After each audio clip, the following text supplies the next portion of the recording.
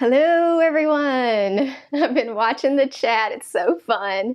Today we are doing 3 designers, something a little bit new, 3 cards, and we're gonna have so much fun with our Christmas in July event. So I think that lots of you are getting excited and it is gonna be a really fun time. So I'm gonna start with my project first. I'm gonna create an interactive card for you. Then we're gonna move to Melissa, who's gonna create some gorgeous ink blending, just beautiful cards like Melissa always makes. And then we're gonna head to Julie, who's gonna do some stamping and lots of fun with some trees, just really cool stuff.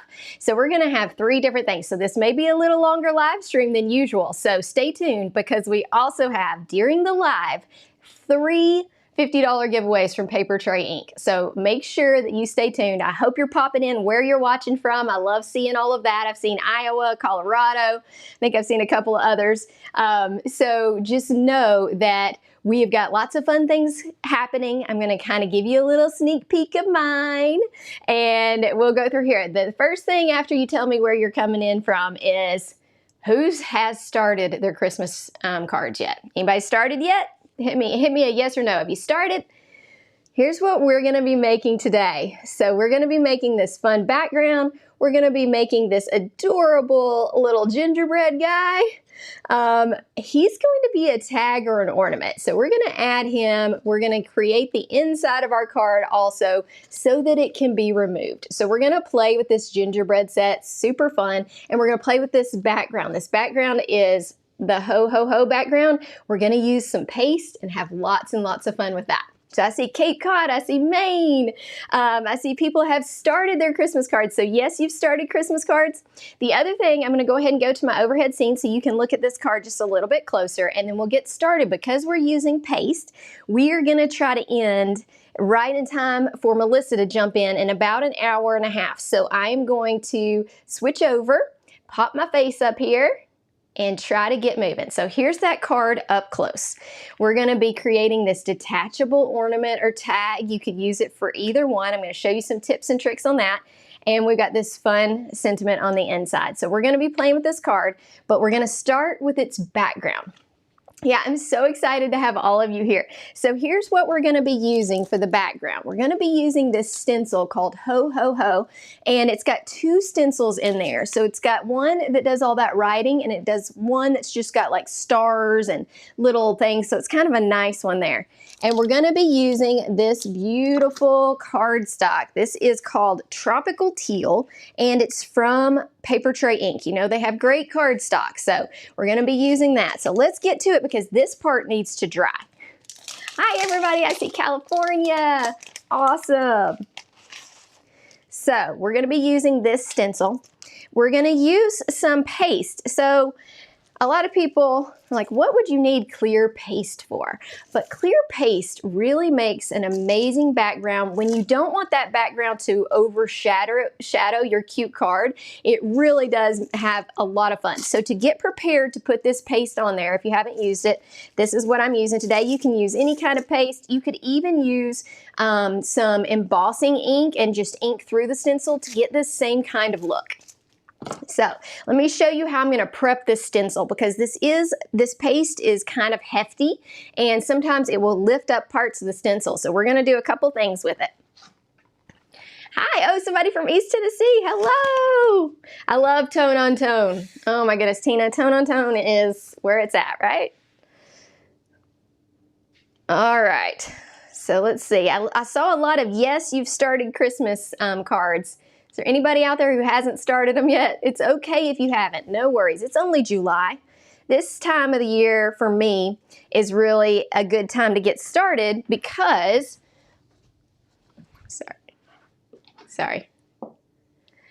is a good time for me to get started because my kids are still out of school. We're still kind of having a laid back summer, and it really helps me out to get a few of them started. So I love the whole Christmas in July event. I'm going to cover this up with a paper towel, and I'm flipping this to the back of the stencil. If you've never used this before, it's a very light adhesive, and it just helps all those little small parts, and I can see that I've got a little hair stuck here, so let me pick that off. It helps all these little small parts stay, especially when you've got something like this that's kind of delicate. So it never hurts to have this pixie spray. It's just light tack. So I'm just barely spraying over the back, and that'll help hold all of my pieces together. I covered up my project like this because you don't want all of that all over it. And then I'm going to stick it down carefully. So we're gonna apply that cute ho ho ho there. I wish I had the projects from Melissa and Julie. I would show them to you on camera, but those are gonna be surprises and y'all are gonna be so excited. It's gonna be so fun. So y'all cross your fingers for our tech. Let's hope that our tech works. We're doing the best we can and we're running it here. Thank goodness we have Rachel and Julie out in the chat helping us out. So I'm gonna put this pixie spray up. I am still, because this is so close to the edge of this, I'm still going to add just a little bit of tape to hold my stencil as well, because when you're using a paste, it really can pick that stencil up. And so I'm going to be extra careful with my prep here. I'm going to do just a little bit of tape on each side, even though I've got it on a sticky mat, but it only has about 1/4 of an inch that's sticking to each side. So I want to make sure I got a good hold on it.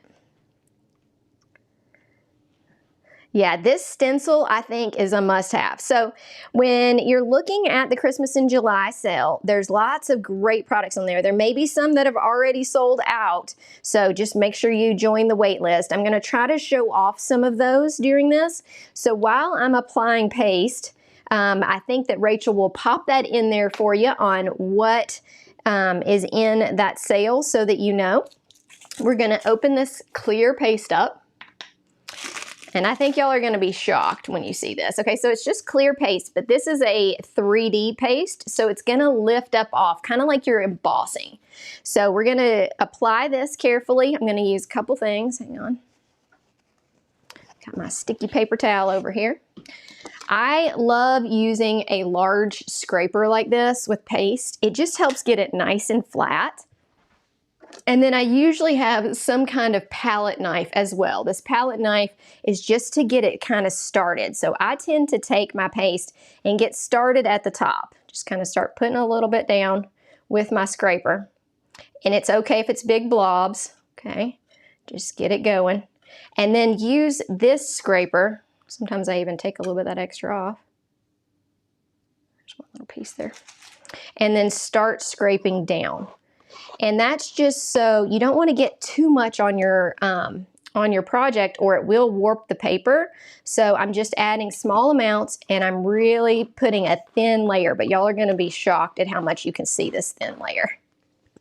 So tell me, who has used paste in stencils? Is that something that you do regularly?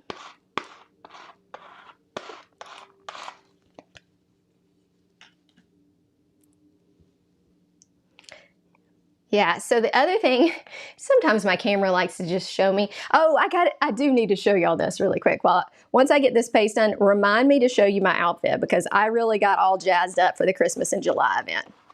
So I got to show you what I'm wearing because I was like, well, I'm going to at least be festive. How often do you get to wear Christmas colors in July, you know? So I'm going to do that. Don't have Christmas nails, but I definitely have on a Christmassy outfit. So I don't know if you can see, but see how I've got like half the paste covering right there? I'm just going along carefully, and it does take a minute to do, and just making sure that I've got all of my wording covered. And I know for you, since it's a clear paste, it's a little bit harder for you to see, but I can see the darkness that is behind it. So this doesn't have paste, this does. Can you see the difference in those colors? Hey, Sharon. Glad to have you join in.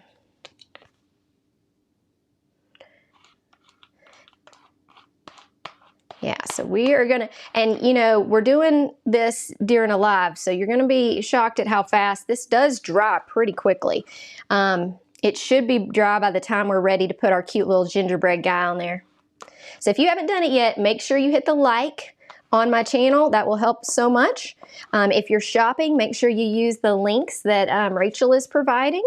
And don't worry, I will show throughout this live stream multiple cards that I've made with more of the sale products. So I'm just going to kind of roll those out. You know, if we have any tech trouble and we're waiting on anybody or anything like that, I'm just going to bring out and do a little card showcase. I pulled out all of my Papertrey Ink Christmas cards from last year that I still have, and I was that I didn't give away, and I will have those to show off to you. Yeah, paste and stencils are one of my favorites. It really, I mean, you know, it takes a little while to cover it with paste, but I still think it's faster than ink blending it. And for something like this where you want to make a subtle yet impactful background, it's a great way to do it. So I'm going to get a little bit more. Put it right there. Got it almost covered. And then we'll need to be careful when we lift it off, okay? So you want to be cautious in case you, missed a spot so you can lay your stencil back down, but also just to make sure you got all your little pieces. So you'll see me get really close to it. Just make sure I got everything covered, which is what I'm doing right now. Make sure I got all the little things covered. Sorry, gonna go down low. Let's see, got just a little bit right there.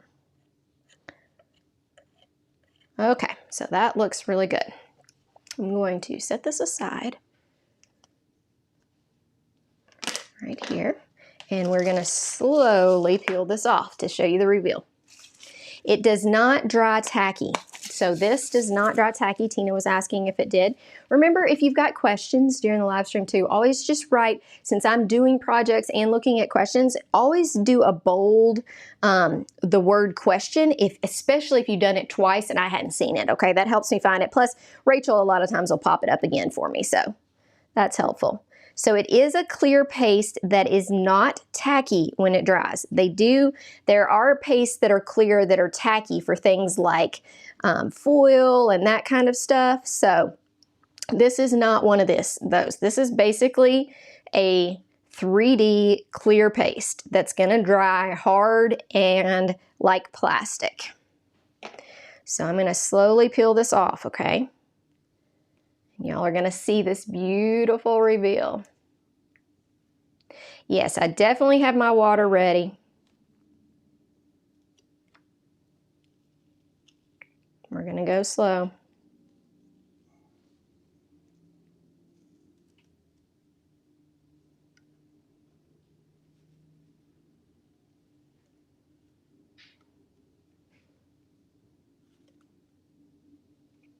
Okay, let me put this in the water.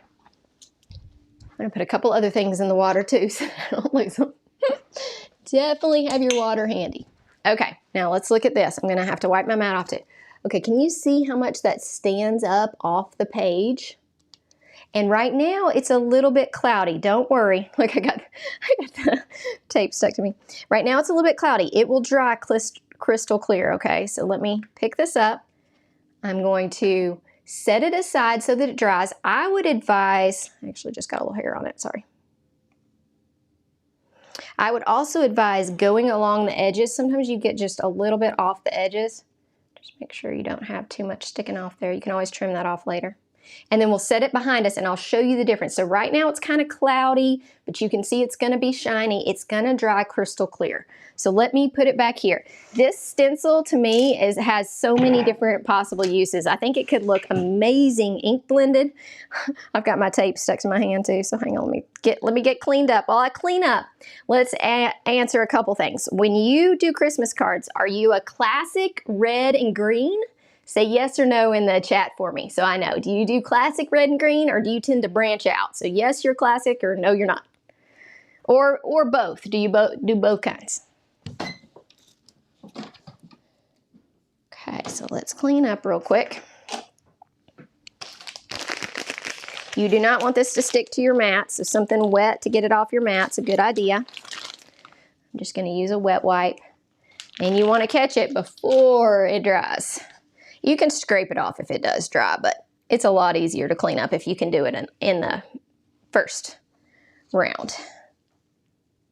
Okay, I see a lot of both. Okay. Rarely classic. Annie says rarely classic colors. I know, I love using like pinks and stuff too. And I'm going to call today's classic, but technically we're using teal instead of green.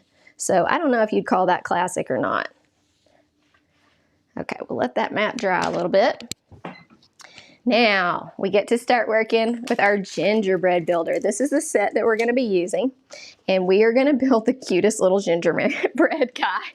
And we're going to do a few things different. I'm going to show you some stitching, just a little bit. I'm going to show you some felt and just things that make this really stand out. If you want this to be an ornament or a tag for somebody, just those extra little details sometimes make all the difference. So I'm going to go ahead and we'll cut out a couple of these. You need 2 of your gingerbread men. So you need 2 of those.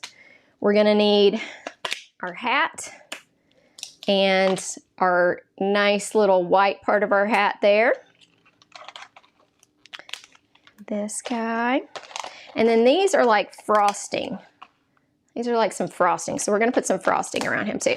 I did already cut out his eyes and his buttons so that we could keep our die cutting to a little bit of a minimum to make sure we're good on there. This is called the Papertrey Gingerbread Builder. If you're just joining in, because I know we have popped up and how many people are here, a couple things. This is our Christmas in July event.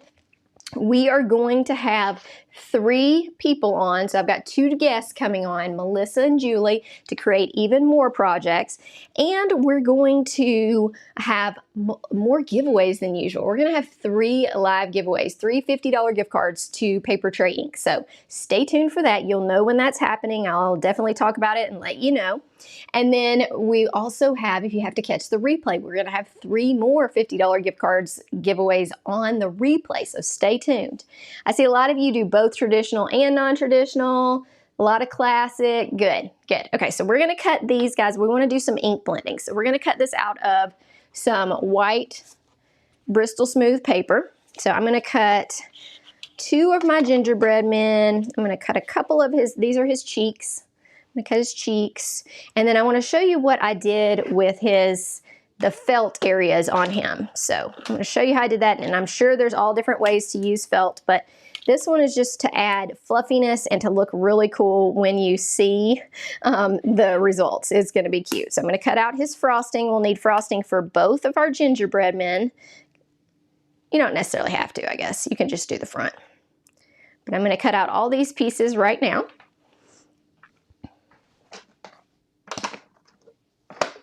Let me send those through. I'm going to show you a couple tricks that people really liked last time about getting all these little dots from these stitching things out.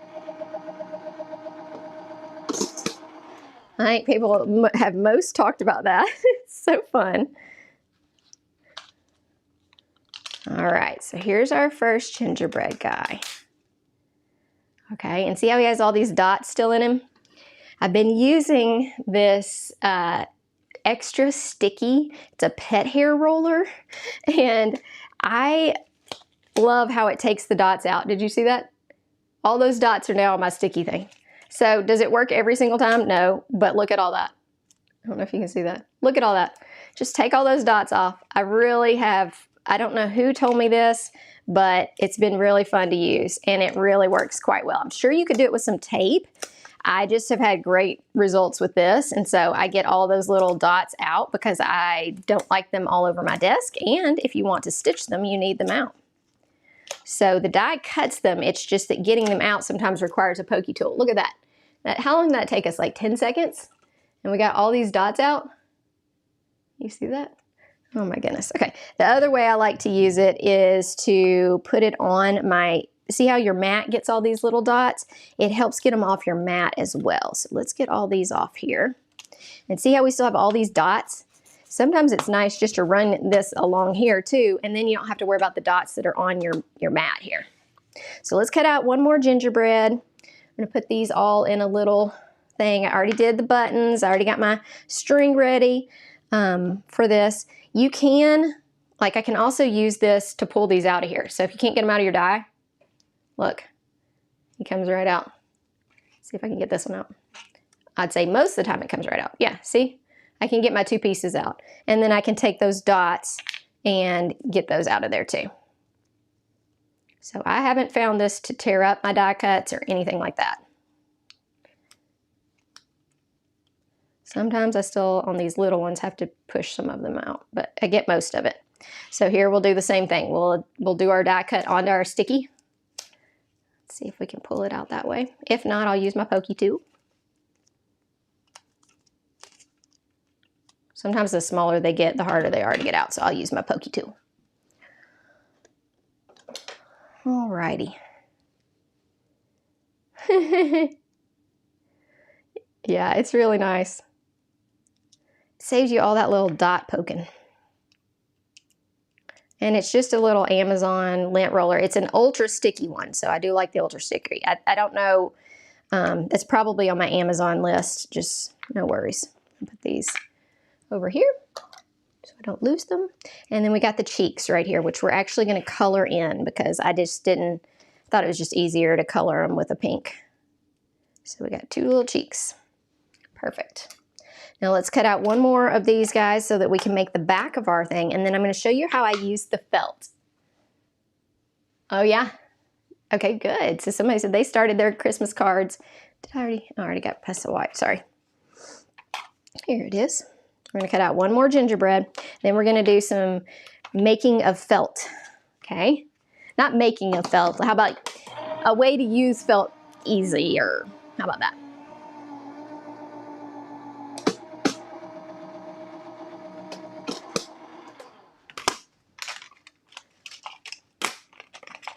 So we got our second gingerbread because we need a front and a back, so just FYI. Get all his dots out too.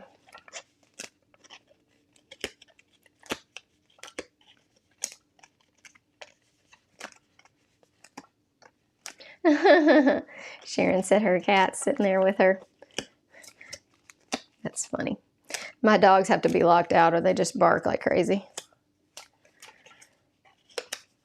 All right, so there's our second gingerbread with all of his dots removed. And now we just need to work on our little Santa hat with felt, okay? So we're gonna be using a little bit of pattern paper today. Pattern paper is always nice, and it's fun to add little details, you know, with the pattern paper, I think. So let's start with our felt. I just had this white felt. Don't know where it's from. I tell you, I mean, it's just like a scrap of felt. So I found out that cutting through felt sometimes can be a little bit difficult. So what I did is I used a scrap piece, and I used this little scrap piece to cut through. So I'm going to layer this felt. Let's see if that's enough for both of our pieces. We only need 2 things of it, so let me layer it here and make sure they both fit. We need the white part right here and the little ball for the hat. So those will fit. So I'm gonna go ahead and add some double-sided adhesive to the back, and we're gonna try to cut through it. You may need to use your scissors just a little bit on this. I'm not sure, I'm sure this is acrylic. I don't know if this is wool felt or acrylic felt. I don't know. How do you know that? This is just from like this is probably the cheapest version because it's from just a craft store. So I'm gonna add that double-sided adhesive, just a thick piece of double-sided adhesive.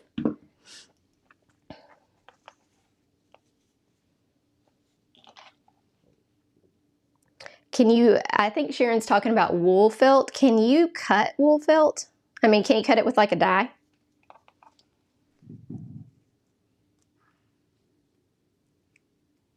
You can also do this with glue if you want, but sometimes it takes the glue a little time to dry, so there we go. We got our adhesive. Put it on this. And then we're gonna cut through it. We may need to use our scissors just a little bit, but we'll see. We may even cut through it a couple times.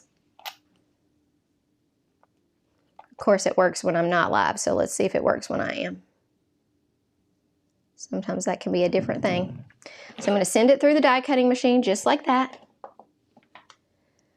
Oh, good to know, Sharon, thank you. Yes, I would like to try their wool. Need to try that, their wool felt. This gingerbread guy would make a cute little stuffed like wool ornament too. I thought about just felting him completely.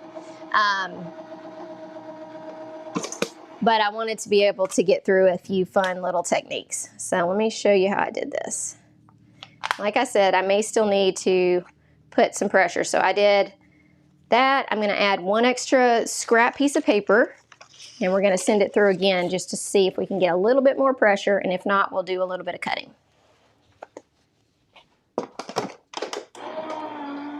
Okay. Oh, that's a good idea, Linda.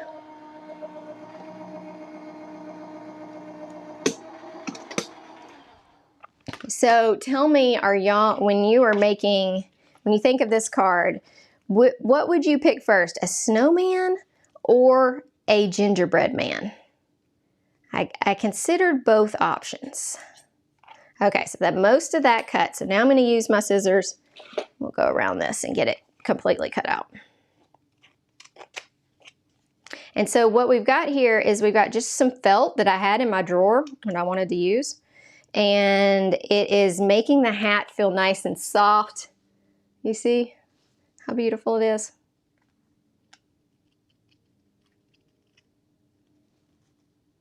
Lots of people love the gingerbread man. I like the gingerbread man because he, you know, when I think of the snowman, I think the snowman could be used for all kinds of winter cards. So sometimes I save my snowman for if I've got a card that's late or something like that. So let's cut out these two pieces. We got most of our circle, but not quite. So it's just connected in a couple little places, and you don't want to rip it off because it is only held on with that double-sided adhesive, so you want to make sure that you don't cause too much trouble. So we got these two. Now these holes will probably have to be poked out, but we're going to do a little stitching on it, so we've got that. Let me show you how fuzzy they are. You see our little fuzzy? I think this would also look really nice in like a glitter cardstock.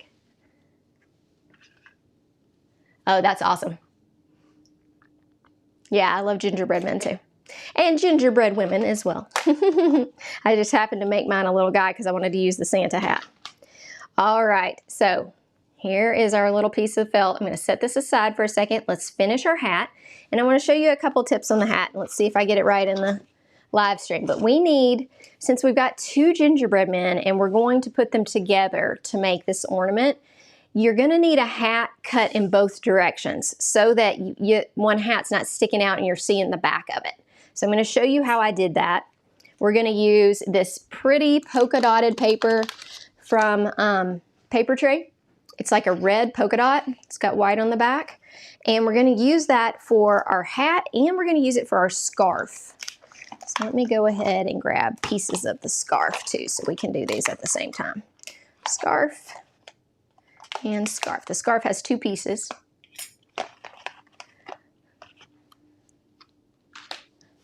All right, so let's send this through our die cutting machine. And we're going to do a couple of cuts. So first of all, let me set all this stuff over to the side so you got a better view. And we'll do just a regular cut of this hat, just like you would think about doing a cut of this hat. So we're going to do one this way.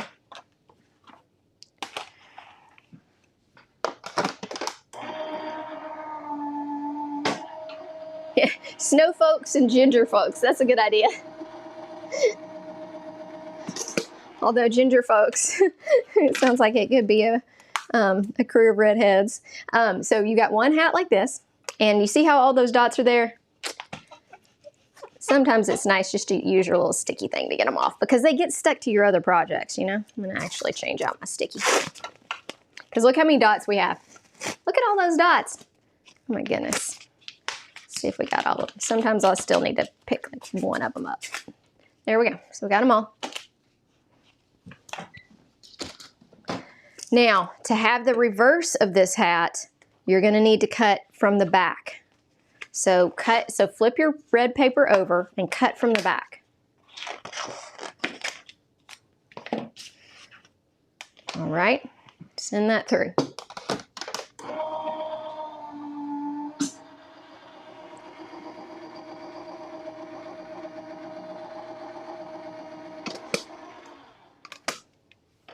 All right, so now you have, it looks like white, but when you pick it up, the opposite side is red. So that way our two pieces can fit together like this, and when you're looking from the front of the card, you can't see the back.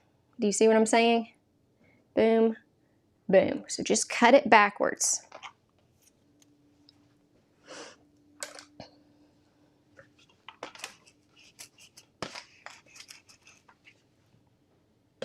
Yeah, the sticky thing is pretty fun, and people are really talking about this sticky thing, so So this is a sticky lint roller. It's called Ultra Sticky and it's for pet fur. Here it is.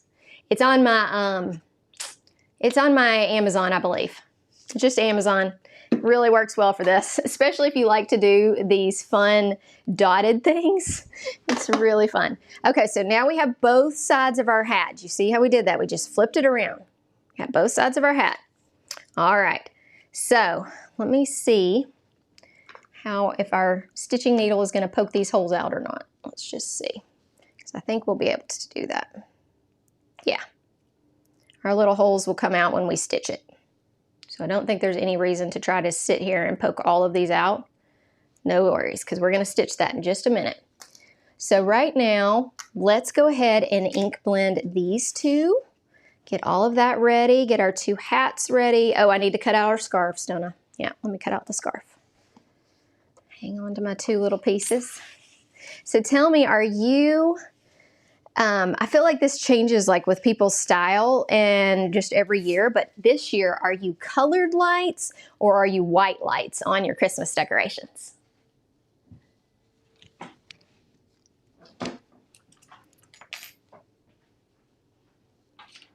turned this piece of red over and I forgot where it was. There it is. So are you white lights or are you colorful lights on your Christmas decorations?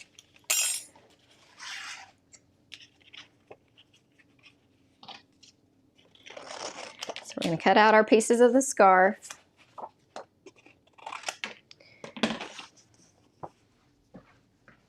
This paper matches perfectly. It's from Pure Poppy, so it matches perfectly one of the ink colors and one of the cardstock colors from Papertrey Ink, which I absolutely love because I love having polka dots and having the straight plain color as well. So really fun colored cardstock.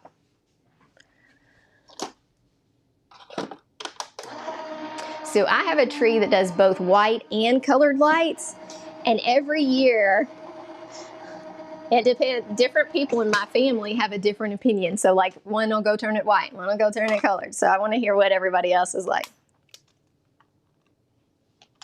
Pure Poppy is a great red. Okay, so here's part of the scarf, and here's part of the scarf. I'm not worrying about decorating our gingerbread on the back as much because we're going to put more of our writing and be able to hand sign it, that kind of thing. So if you wonder why I'm not cutting out enough to do the gingerbread on the back, that's why. I do need to cut out a white piece. Yeah, let me cut out 2 extra white pieces for its hat. That can just be out of whatever scraps I have. Here's a scrap. I did a little sneak peek with this one earlier. I was like, who knows what we're gonna do in our Christmas in July event. Yeah, if you have the multicolored tree, do you have people in your family who are like constantly changing the color? We have some strong opinions around here. Oh my goodness. Okay, so if you're just joining us, there are 2 more people who are going to be presenting cards, so stay tuned.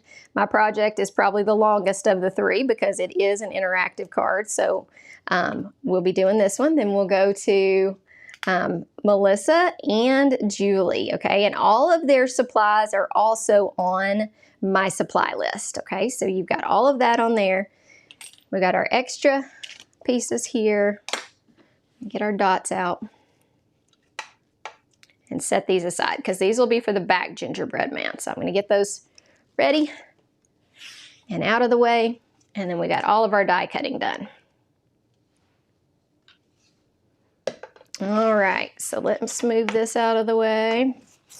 Any stray dots out of the way. Kathy says she hides the remote so the kids can't change the color. My kids just like, I just let them change it, but sometimes it causes fights. So we'll see. Okay, so next we are going to do ink blending.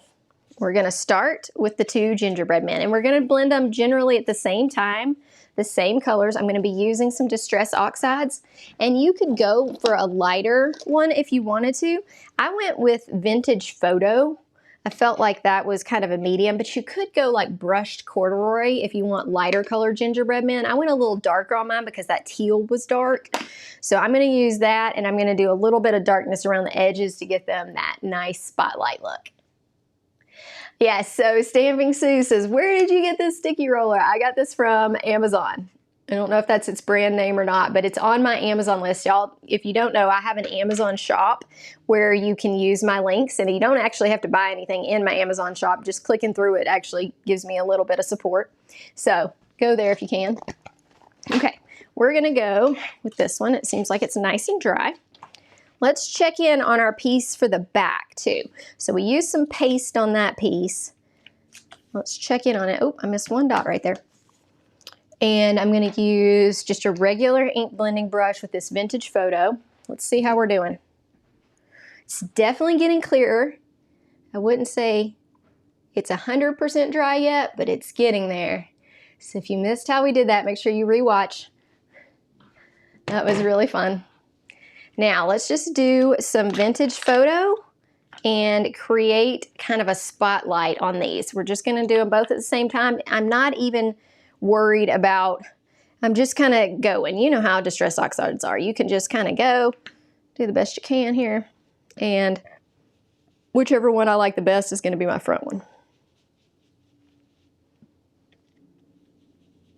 You can add, you know, all kinds of things to them if you want. I just am going to start here. Somehow he's got a little spot on here. Kind of make sure that's not wet and get in my brush.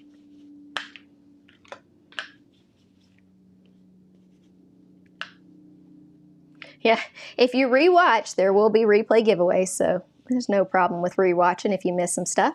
We do have 3 giveaways during the live today, so stay tuned. We will be doing 3 $50 giveaways. It's so generous of Julie. Make sure you tell her thank you for doing that. It will get you a little ahead on your Christmas shopping if you are there, or if you're wanting to buy some things from that Christmas in July sale that's going on right now. The Christmas in July sale has some really good stuff in it. You know, everything from Papertrey is awesome. So this is how Vintage Photo goes on. It's kind of like a medium kind of brown. I'm going to kind of cover this white up. And then I'm going to bring just a little darker around the edges. But first I'm going to go ahead and cover up my second one. So we'll go ahead and start here.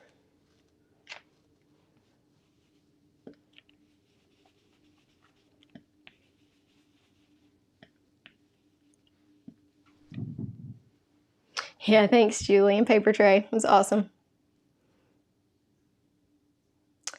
Yeah, I usually have an Amazon list.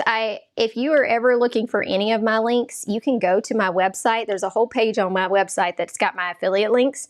My website is NickiHeartsCards.com, and it's just, if you look at the top, it'll say shop with me, and it'll take you to everywhere that I have affiliate links, and you can click through those anytime to, I don't know how that's, I don't know if that got a little wet. We'll see. There's like a little mark on there. I might have had some adhesive or something on there. Don't worry, we'll cover them up with some cuteness. If all else fails with ink blending, keep ink blending. That's what I'd like to say. Just keep going. Or add splatters or something. If you think you've made a mark, don't worry about it. This will have plenty of things on it, so we're gonna go with this for now. So these are the color, that's Vintage Photo. Now I'm gonna bring in some darker around the edges. And I'm gonna use Ground Espresso. And this is really dark, so you need to come in kind of slow. Denise says she has a long wish list. So this is Ground Espresso, and we're gonna come in with a smaller brush and just try to do along the edges. I may use the bigger brush to help blend, but we're gonna start and just go right along where the stitching is, just to get that depth of color. So I'm starting out pretty dark along the edges. Can you see that? And then I'll use my bigger brush in a minute to kind of fade it towards the middle. The nice thing about Distress Oxides is that you can blend them for a long time. So you can kind of add layers and continue to blend as needed.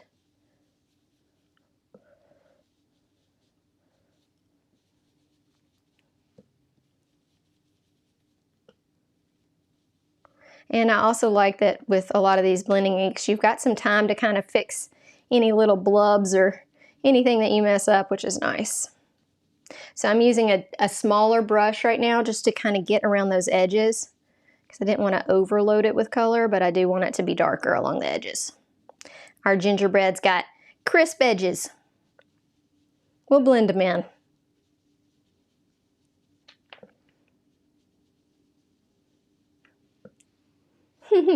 Thank you, Ink Blissy. Yeah, definitely check out my links. Okay, let's see. Tell me if you're team artificial tree or team real tree. So just real or artificial. Which one do you tend to have?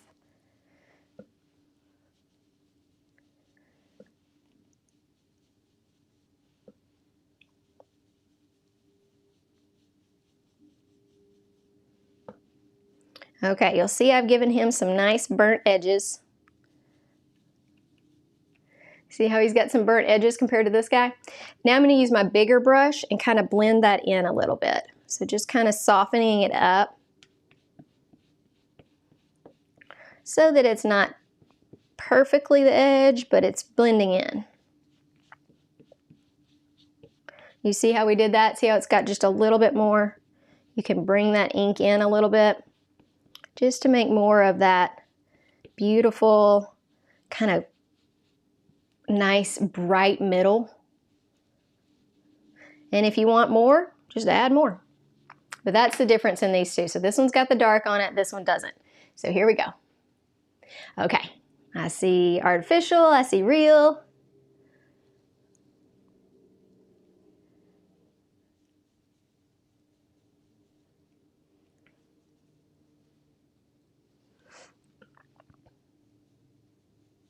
So I'm still just adding along that edge here. Oh, nice that your grandkids decorated at Thanksgiving.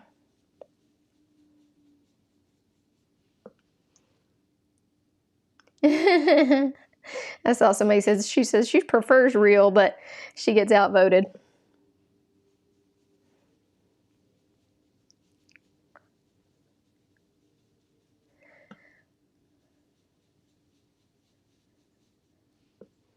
I'll give this guy some burnt edges and then we'll mesh those in as well.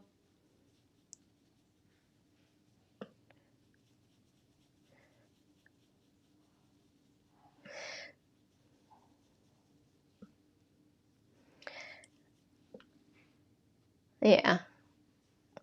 It looks like, oh, somebody says they have a Halloween tree also. That's nice. That's fun. Halloween crafting can be fun because it's just like out of the box crafting. You know, it's like, you're like, okay, I can make something crazy colored and that I don't normally make.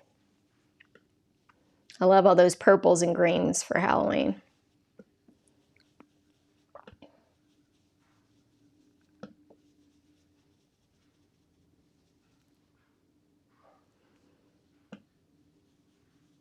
Yeah, I don't know how expensive real trees are.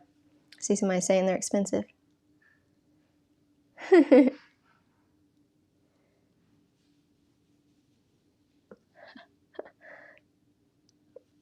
So you like my little burnt edges, gingerbread men? Here's where I come up with this. Whenever I try to make gingerbread men, I burn the edges. I don't know. I'm not the best baker, I guess, of these because this is just the way all my gingerbread looks. So I decided that my fake one would look that way too. My card version of gingerbread man would look like how I bake them. All right, so I've got all that darkness around the edges. Now I can bring my bigger brush and just kind of pull it in a little bit. And we'll just make him kind of have the same idea. But you want to try to leave that middle, I like having that middle like a little spotlight, so just kind of leave the middle open. See?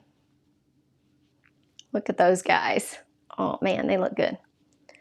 I guess right now they're ginger folks, but in a minute it's going to be, I think, ginger men because we're going to put a little Santa Claus hat on them. Look at how good these look. So pretty quick ink blending, and really gives it, you could also just use brown paper if you want, but I thought that that looked really nice.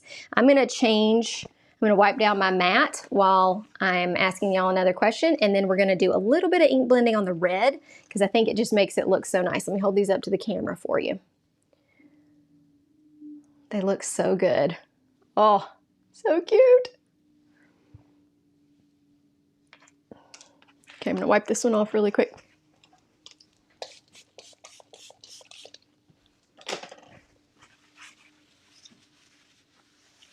And the reason I'm using the same mat is because I want to use red on these hats, and this mat's already stained pink, so I tend to try to use the same one.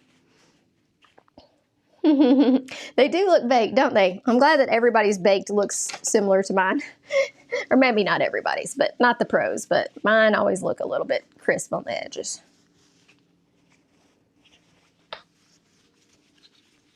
Okay.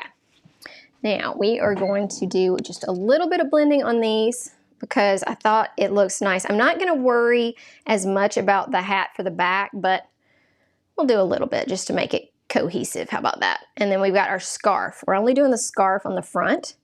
So I'm just going to take a little bit of the Pure Poppy with a very small brush.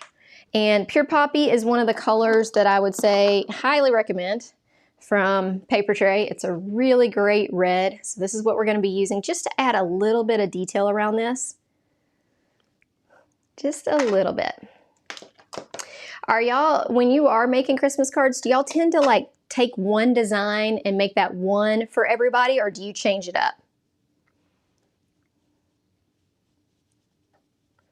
So I'm just making this darker. I don't know if you can tell, but I'm just making that edge darker with some Pure Poppy.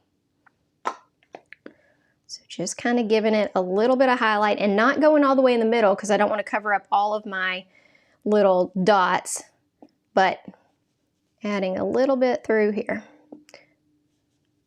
just to kind of give it a little bit of focal point. Same with this one. And this color perfectly matches. It's just ever so slightly darker, just enough to give you that color because it's made to match.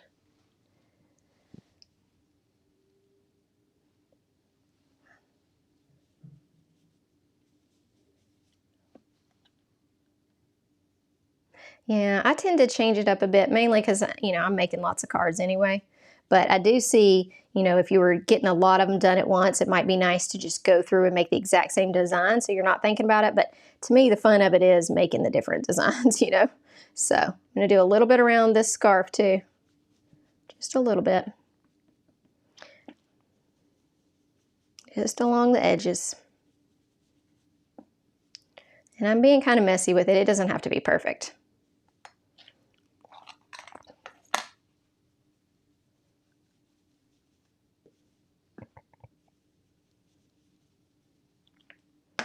All right, so we got a little bit of detail here. Now we can get rid of our red ink and move on to getting our felt done. Oh, that's a good idea. Yeah, it's fun to try all different types of techniques. Flamingo, Central. So when you got your sticky mat, if you're having trouble getting these up, you can fold your sticky mat and they kind of fall off. See how that works? Sticky mat is made to remove things by folding. This has a lot of red on it, so I am going to wipe it off really quick because I know I'll forget and then I'll get red on my next projects. Tell me in the chat if you've got any of the Papertrey Ink Christmas products. Tell me what is your absolute favorite, and I'm going to sneak you a peek of one I made last year that is my absolute favorite Christmas item they've ever made. So I'll sneak you a little card reveal, but I want you to tell me if you have any of their stuff for Christmas, what is your favorite?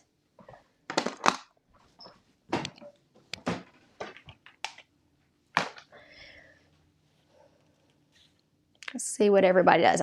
This helps all of us look at it because if sometimes we didn't know. So last year I didn't even know about these gingerbread men, and who was it? I think it was Julie was like, you got to see the gingerbread men. And I said, I didn't even know you had gingerbread men. They are so cute. So I love finding different products. So if we talk about them in here, sometimes that helps people find some fun stuff too. Oh, that large pine cone is cute. I think that's in the sale, Carmen. I think that might be on sale. I think that might be in the Christmas July sale. I may be wrong, but I think it is. Yeah, I love the Christmas trees too. So I'm just going to glue this little piece together so we don't have to worry about where it is. Just a little extra scarf piece. And then our background, our back one is going to have just plain white paper. You could do your felt on it if you want to, but I'm going to do it as plain white. So I'm going to go ahead and get that on there so that we don't have to worry about it, and it's already drying. So this is my backwards hat. Guess you could do whichever one you want, but I'm going to put that white part on. Oop, might need a little bit more glue. Let's try that again.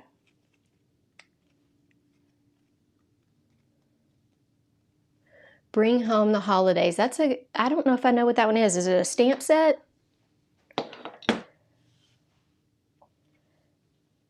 I have not gotten to try their felt. I need to try their felt.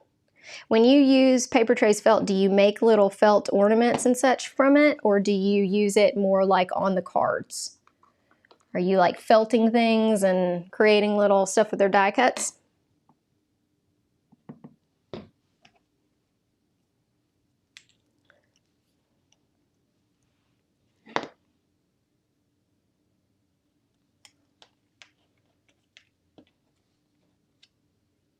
The house is seen. Oh, okay, Kathy has found my favorite. I think Kathy's called out my favorite. Y'all see what she wrote. I'm going to show you a little picture of it. And I did a couple. One of these I sent to someone, so I don't have all the cards I made with it last year, but it's so pretty. Let's see who else. See who else. Ooh, gingerbread icing. Okay, I'm going to set these two aside, then we're going to do some stitching for this one. So we got our felt pieces over here. Let's do just a little bit of stitching on those. I've got my nice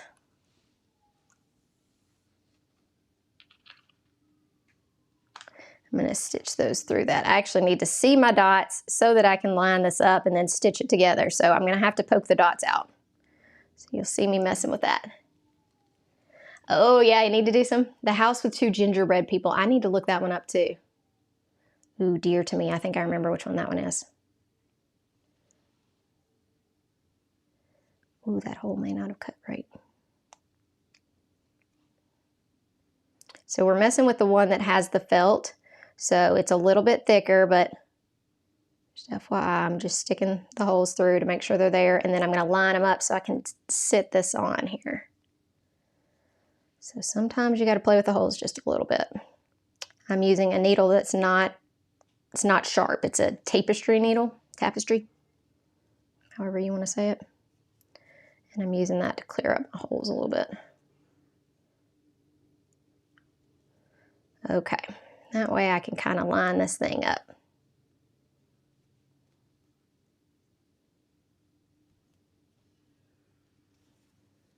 Okay.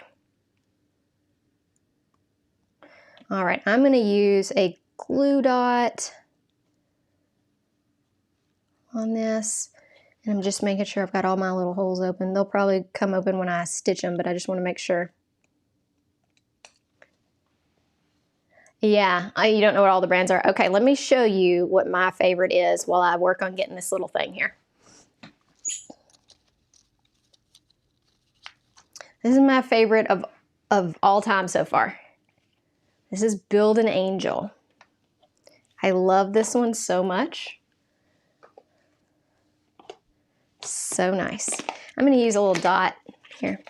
So that's one of my favorite sets. This one right here I did with some sparkly. See that? Oh, look at this little. Isn't that fun? Oh, hang on. It just didn't want you to see that. Oh, gingerbread dies are sold out. They'll come back. Just put yourself on the wish list. So that is my favorite, is the Build an Angel. I love that one.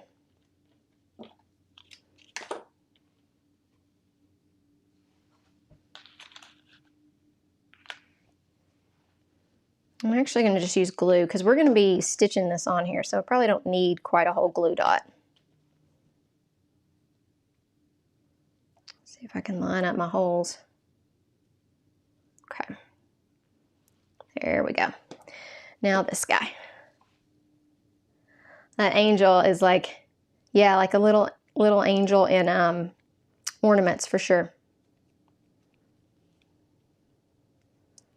So I know that they're saying that Papertrey has felt. I'm sorry, I did not put that on my supply list because I don't have any of that felt. But according to Sharon, the felt that is wool felt cuts easier than felt that's like fake, I guess, which is what I'm using. So I'm just using like the school supply felt. So it sometimes gets a little bit hung up and doesn't cut quite as well as that other.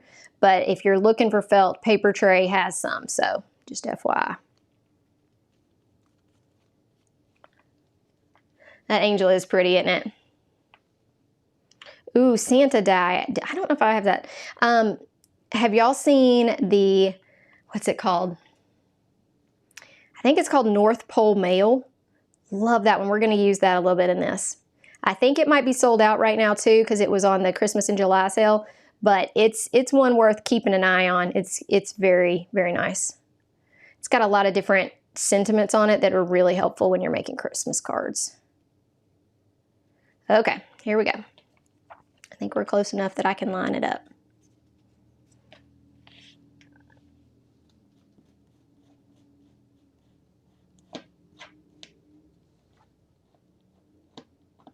Okay. So I'm going to do this one with glue as well, just so I've got some movement. See how y'all are doing. Okay, let me think about, is it Santa Mail or is it North Pole Mail? Which one are we talking about?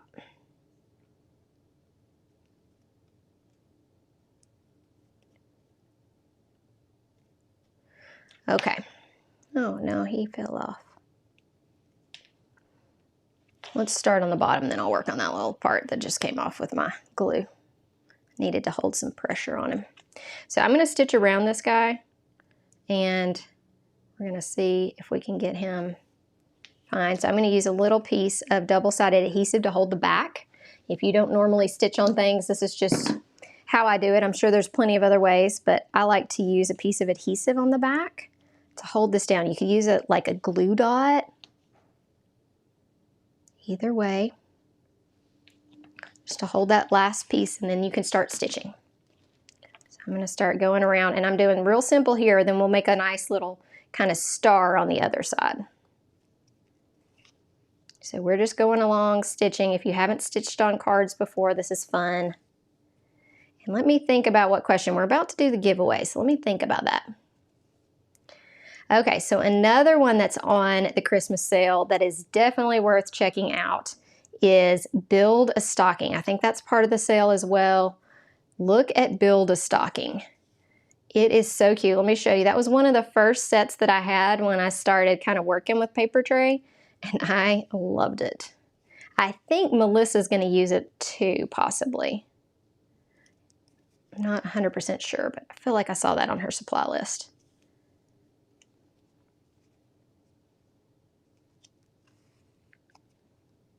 So I'm just going along creating stitching because this makes our felt even cuter.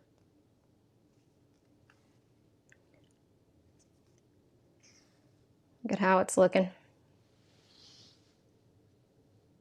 See how cute that's looking? Oh man, I'll trim that guy off in a second. We're just going around it, doing a little stitching. Okay, so let me show you the Build a Stocking so that you can look at that while I'm stitching too. Because stitching takes a second, so. Let's get this one. This is one of the first Christmas cards I made with Papertrey. That is Build a Stocking. I believe that's on the sale. I could be wrong. The angel set's called Build an Angel. I wouldn't be surprised if it's sold out. It's pretty popular. It's a great set. If it's not sold out, you should put it in your cart right now with my affiliate link. If you like it. Goes really well with the Silent Night set, and there's this sentiment set that's got Silent Night as the main part. It's really nice too. It's probably just called This Is Big Silent Night is my guess. So that's kind of what how those sentiments are often named. So what do you think about that? Isn't that cute? This little Santa guy is part of North Pole Mail right there. Ah, so cute. Such a cute set. You know, too, if you're buying Christmas things for Christmas cards, it's kind of like, sometimes I like to pretend like my little, it's part of my Christmas budget, so I can buy supplies because I'm kind of making gifts. Always makes me excited. Okay, let's think about what our question is going to be for the first giveaway. Let's see. Okay, here's going to be. So I need Rachel to kind of be paying attention to the chat. So if you are here and you hadn't been able to chat much, now is the time to pop in your answer to this question, because we will be drawing the first $50 gift card. Okay, we are going to answer the question, what month do you usually start making Christmas cards?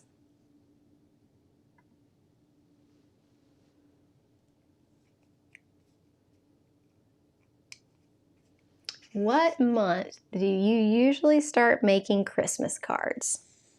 This is for the giveaway of a $50 gift card.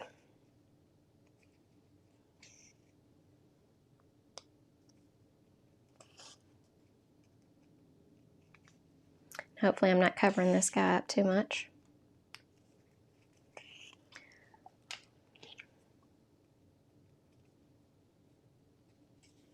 Okay, I can see a lot of July. Let me see if there's anybody sooner than July. January, okay. Yeah, January. Sometimes I do that in January too, because I'm like cleaning up my Christmas stuff and I'm like, oh, I could do that. So I'm going to go ahead and trim this and tape it to the back so that we can, because if you try to go from here to here, you're going to have a string right there. So I'm going to go ahead and tape mine right here. And then we'll trim it.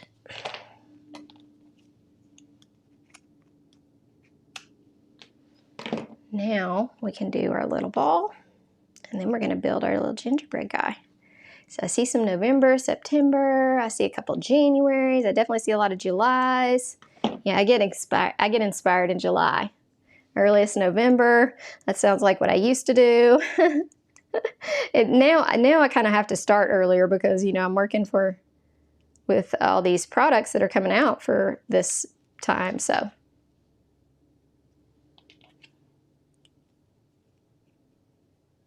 I think I'm just going to start stitching this instead of actually, yeah, that's what I'm going to do. I'm going to start stitching it instead of actually gluing it on. Then I'll have a little bit of wiggle room. So with this small of an area, you probably do need a glue dot. I'll stick one right back here to hold my stuff. Probably should have gone with a little bit smaller glue dots, but stick that right there. Okay. And then we'll work on this little. So I just kind of went, oops, sorry. I just went across, I kind of made like a little star.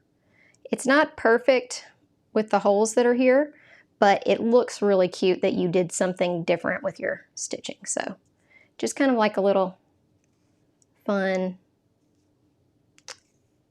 different thing.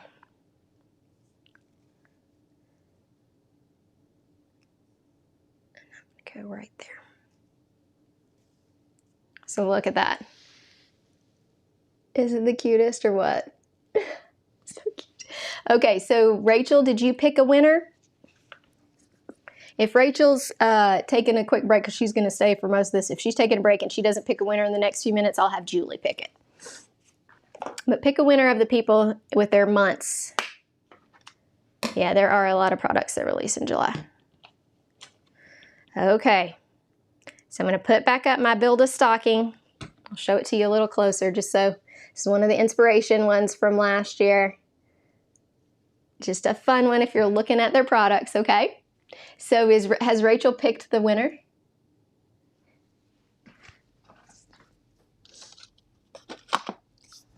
see if she has.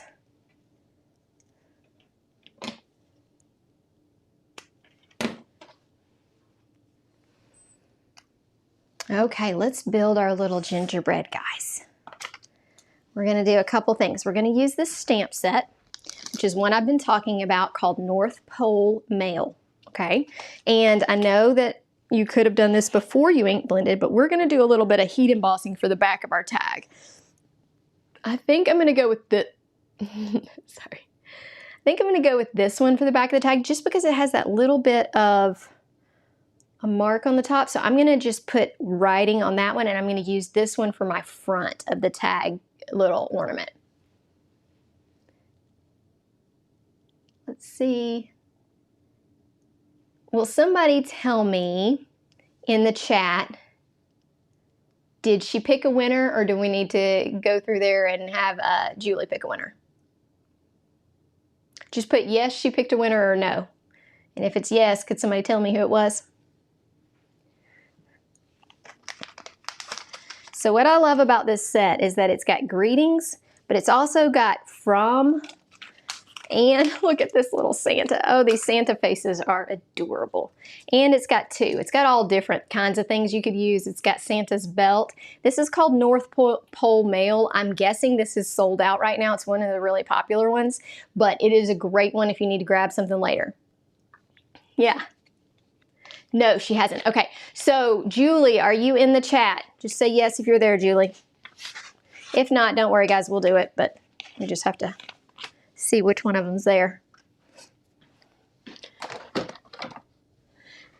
Julie might be preparing her stuff. Let me see if Rachel, have y'all seen anything from Rachel? Oh, Rachel says she's having trouble connecting. Hang on. Huh. Okay, so Rachel's having trouble, so we're going to need to wait on Julie. So Julie, if you're there, could you help us out? So what we're going to do is we're going to stamp this to create the back of our gingerbread. And so since I'm stamping later, I want this to be really bright. So I'm going to heat emboss it in white. So that means we need to put a lot of powder on it. Don't worry, the ink is dry. It's going to look great. No worries. So we are going to stamp on this guy. And I'm just going to put a ton of powder on me. See, I'm not putting it over my sticky mat. I have this plate on. So that will catch all that extra powder. Thank you. I'm so glad y'all like them. I thought they looked too burned. I was like, they're going to say I have burned gingerbread men and not like it. So I'm glad you like it, because I was a little worried about the gingerbread men.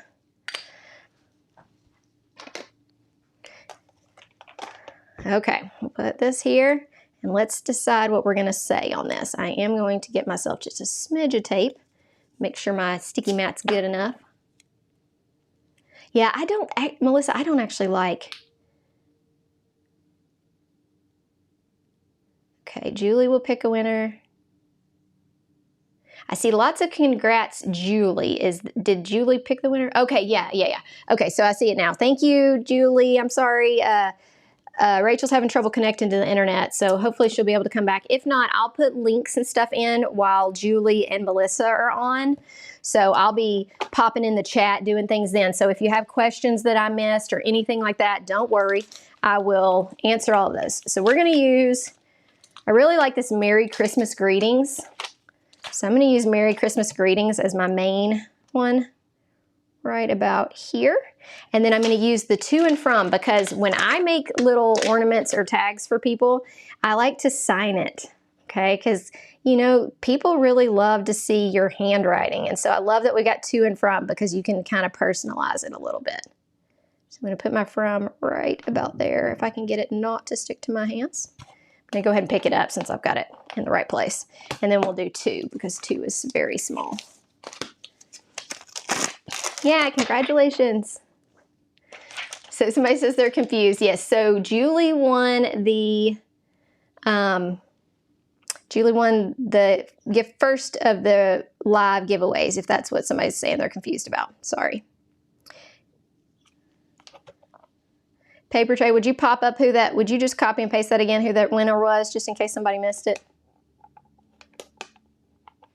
Okay.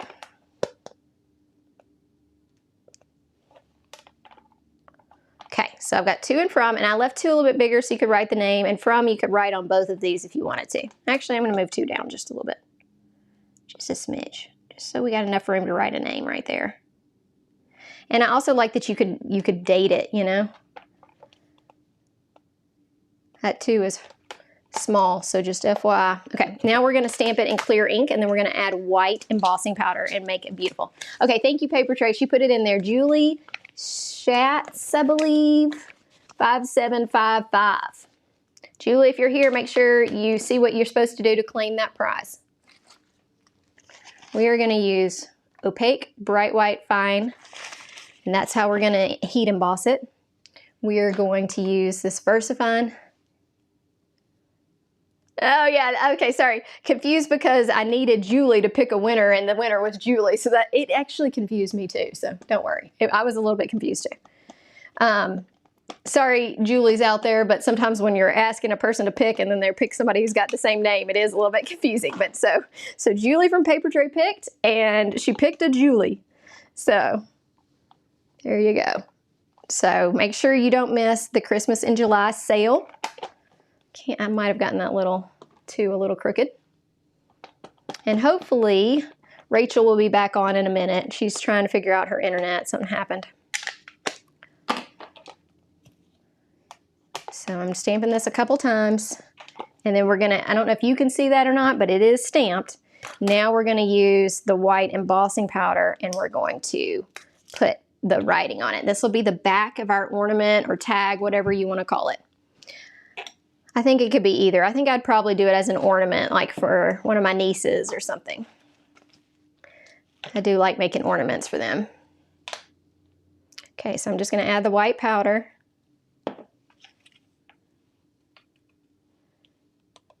Okay, so we got our white powder. See how we used our anti-static powder? It all looks good. Looks like we got it all in the right place.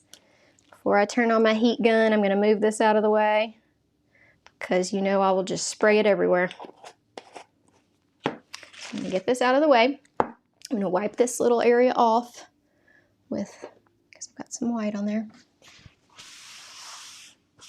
Okay, and then we're going to heat this up. And you'll see the magic as it heats up. It looks so good. Yeah, thank you. Thank you, Julie.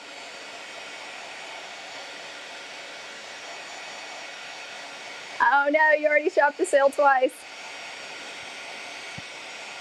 Well, there's also like a free gift with purchase today, I believe, too. So if you get a little, if you didn't catch that, then that's always nice. So I'm heating all this up, just going back and forth to try not to warp my little guy. Oh my goodness, look at how magical that is. Oh, isn't that cute?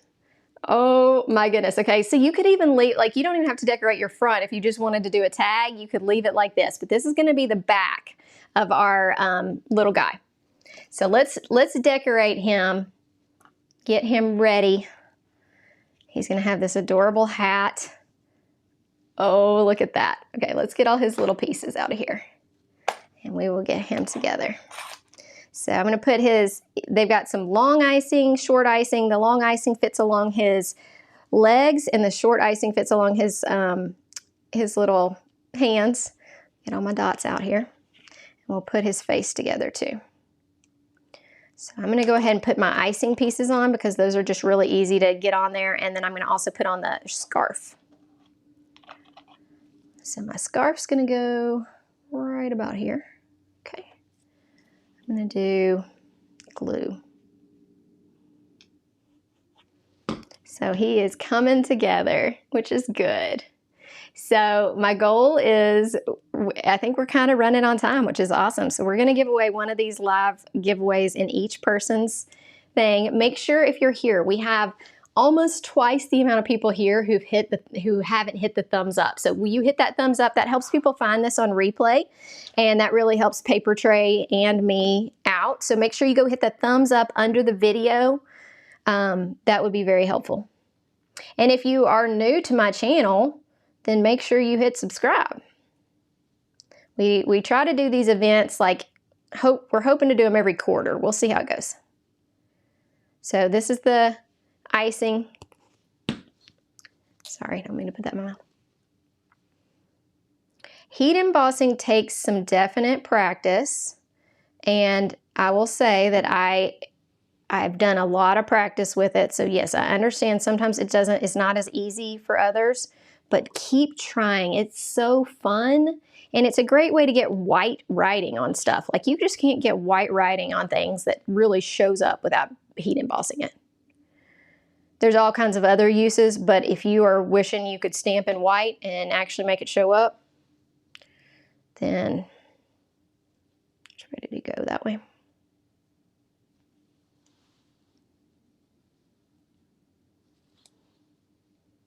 Okay, look at his little icing coming together. Oh my goodness.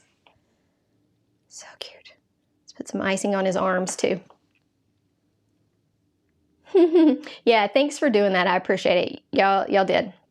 So we'll have another live giveaway when Melissa's on. Melissa, if you're out there, go ahead and click in the back end if you can. She's planning on doing that soon, I think. So let's just make sure. Icing on that arm. Icing on this arm. So cute.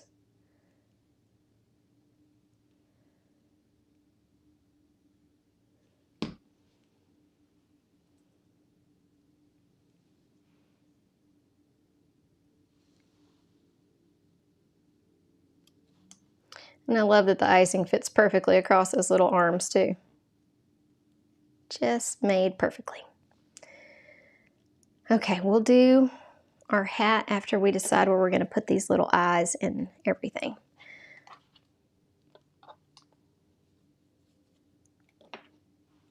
So we got 2 buttons.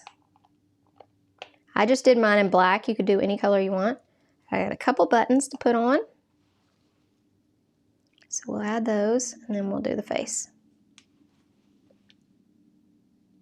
So I'm just going to be brave and put my glue dots before I actually put my pieces on.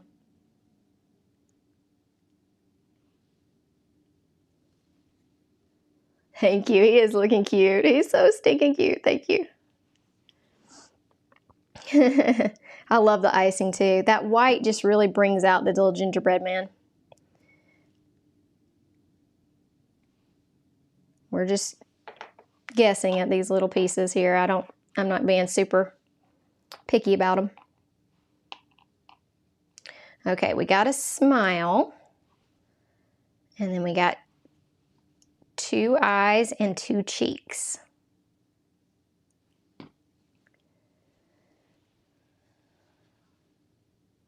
Okay, so Sharon has a question about wool blend felt. Anybody tried it? What's your experience?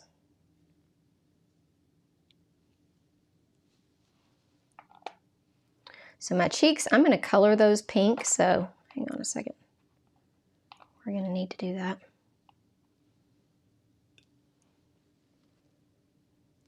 So anybody tried using the wool, like not the wool, the felt on their projects like this?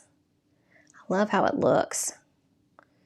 I am going to use just a Copic marker and color these cheeks really quick, just with R20. So I'm just going to use that to color the cheeks.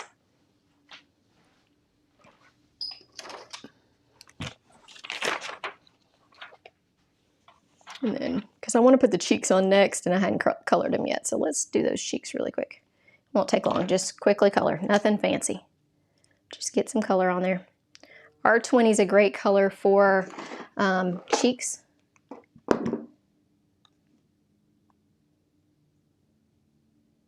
Okay, so Rachel says she's trying to get back on.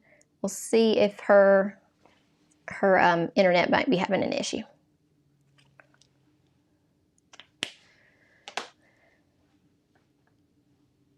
Thank you, Papertrey, for answering that. And we got 2 eyes here. I'm going to put approximately where I want those eyes, and then we'll look at our cheeks.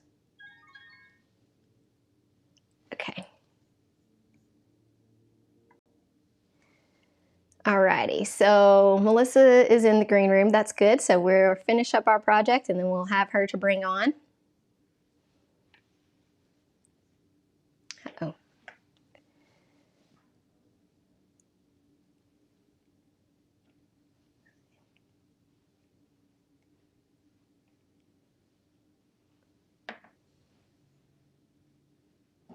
Hey, Melissa, if you can still hear me, come back in again. Yeah. Okay, I'm going to go with cheeks right about here. That's what seems about right to me. So we'll put our little cheeks down, if I can pick them up.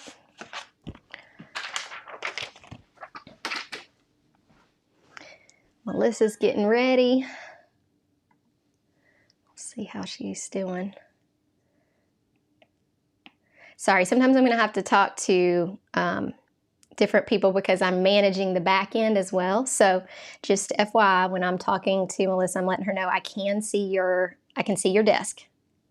I know everybody else can't see that yet, but she's getting ready.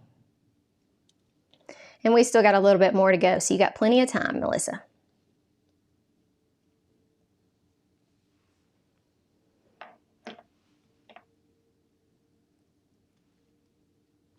Oh, another eye right here. Did I already glue that first eye down? I don't know. Whew. These little pieces are sometimes hard to deal with here, aren't they?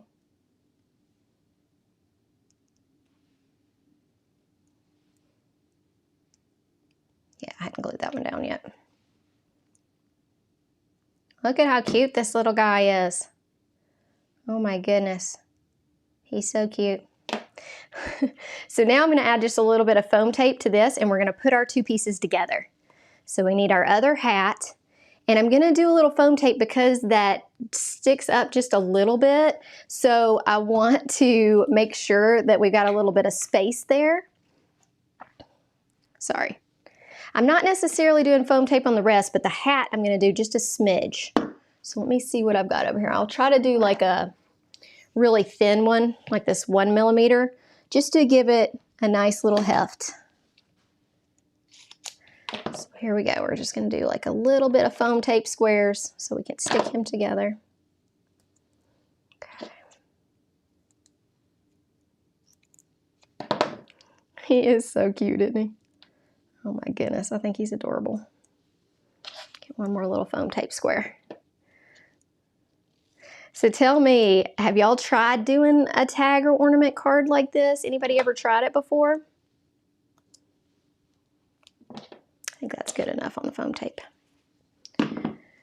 Now, I'm going to put these two together and put our hat on, sandwiching them, okay? So I'm going to go ahead and add some adhesive to the back. We're just going to do with glue, since I've got it out and open.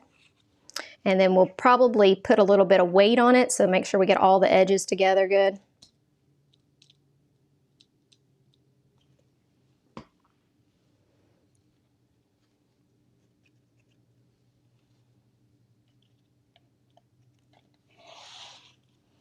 Just line up all his little dots. So glue helps because you can line up the dots.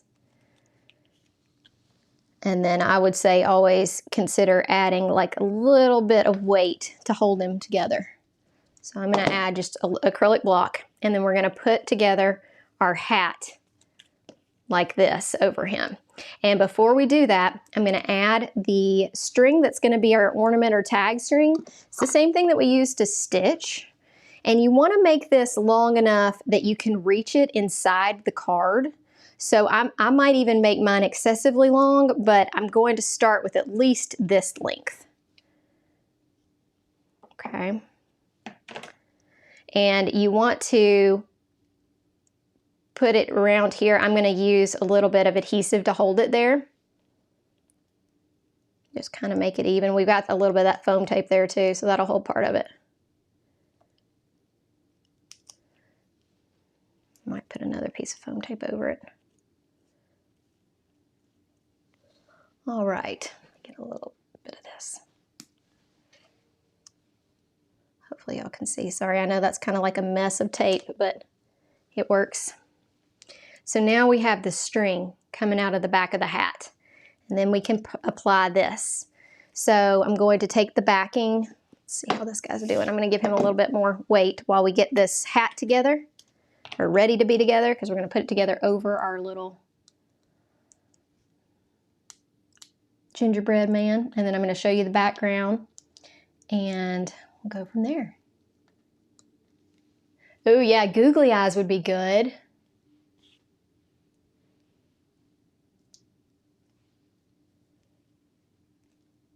That's good to know that this is something kind of new for you, that y'all haven't tried tags or doing this on a card. It's just that fun little interactive piece. This will be really exciting for kids and such, you know, just they get excited. So I'm gonna put, actually, wait, I'm not gonna do that just yet. Hang on, we gotta get our guy here. I'm gonna do this part on the front, and then I'm gonna attach the back. So I want his hat to be about right here.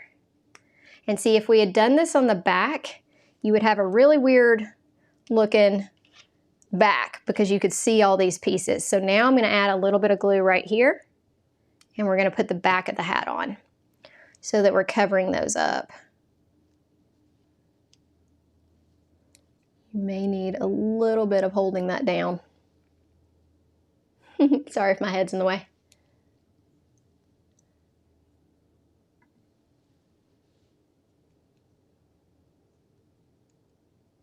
Yeah, I would love to have a little glass block. That's a good idea to put on the weight. So now we've got the back and the front. He's so cute. I could move his eyes down just a little bit, but he's cute. Okay, let's get this out of the way. Let's see how our background's doing, and we'll put this card together. Ooh, it's nice and dry. Nice and dry. So that took what, like an hour or so to dry? Perfect. Now we need a card base. And here's how I'm gonna attach this. And since Melissa is ready, what I'm gonna do is I'm gonna glue these together, and then I'm gonna be working on the stamp that holds it in here. And if I need to come back on and take a little, while they're getting ready or something like that, then I can do that and finish it up, because I hate to hold them too late. And I know I'm usually the one who's behind, so. Here's what I'm gonna do. I'm using an old cutting plate, and I'm gonna use a X-Acto knife, and we're gonna cut a hole in the top of this. So this is an A2 card. We're gonna cut a hole in it so that we can attach that string on the inside and have something we can pull off there.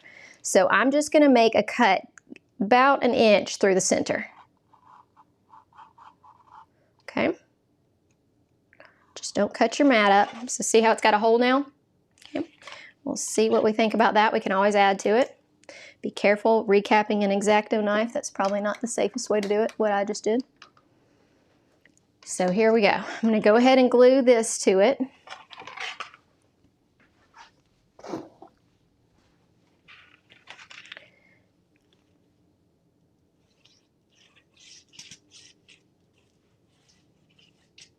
So now we have this cute teal background with that amazing stencil. Just love how that looks. And don't cover up your hole. Glue it on, but don't cover up your hole. Okay. There we go. So got that glued on. Now I can work on getting this through this hole. I have to move it down just a smidge. And yes, probably if I had it on some kind of needle or something, that would be easier, but you see how I'm pulling that through?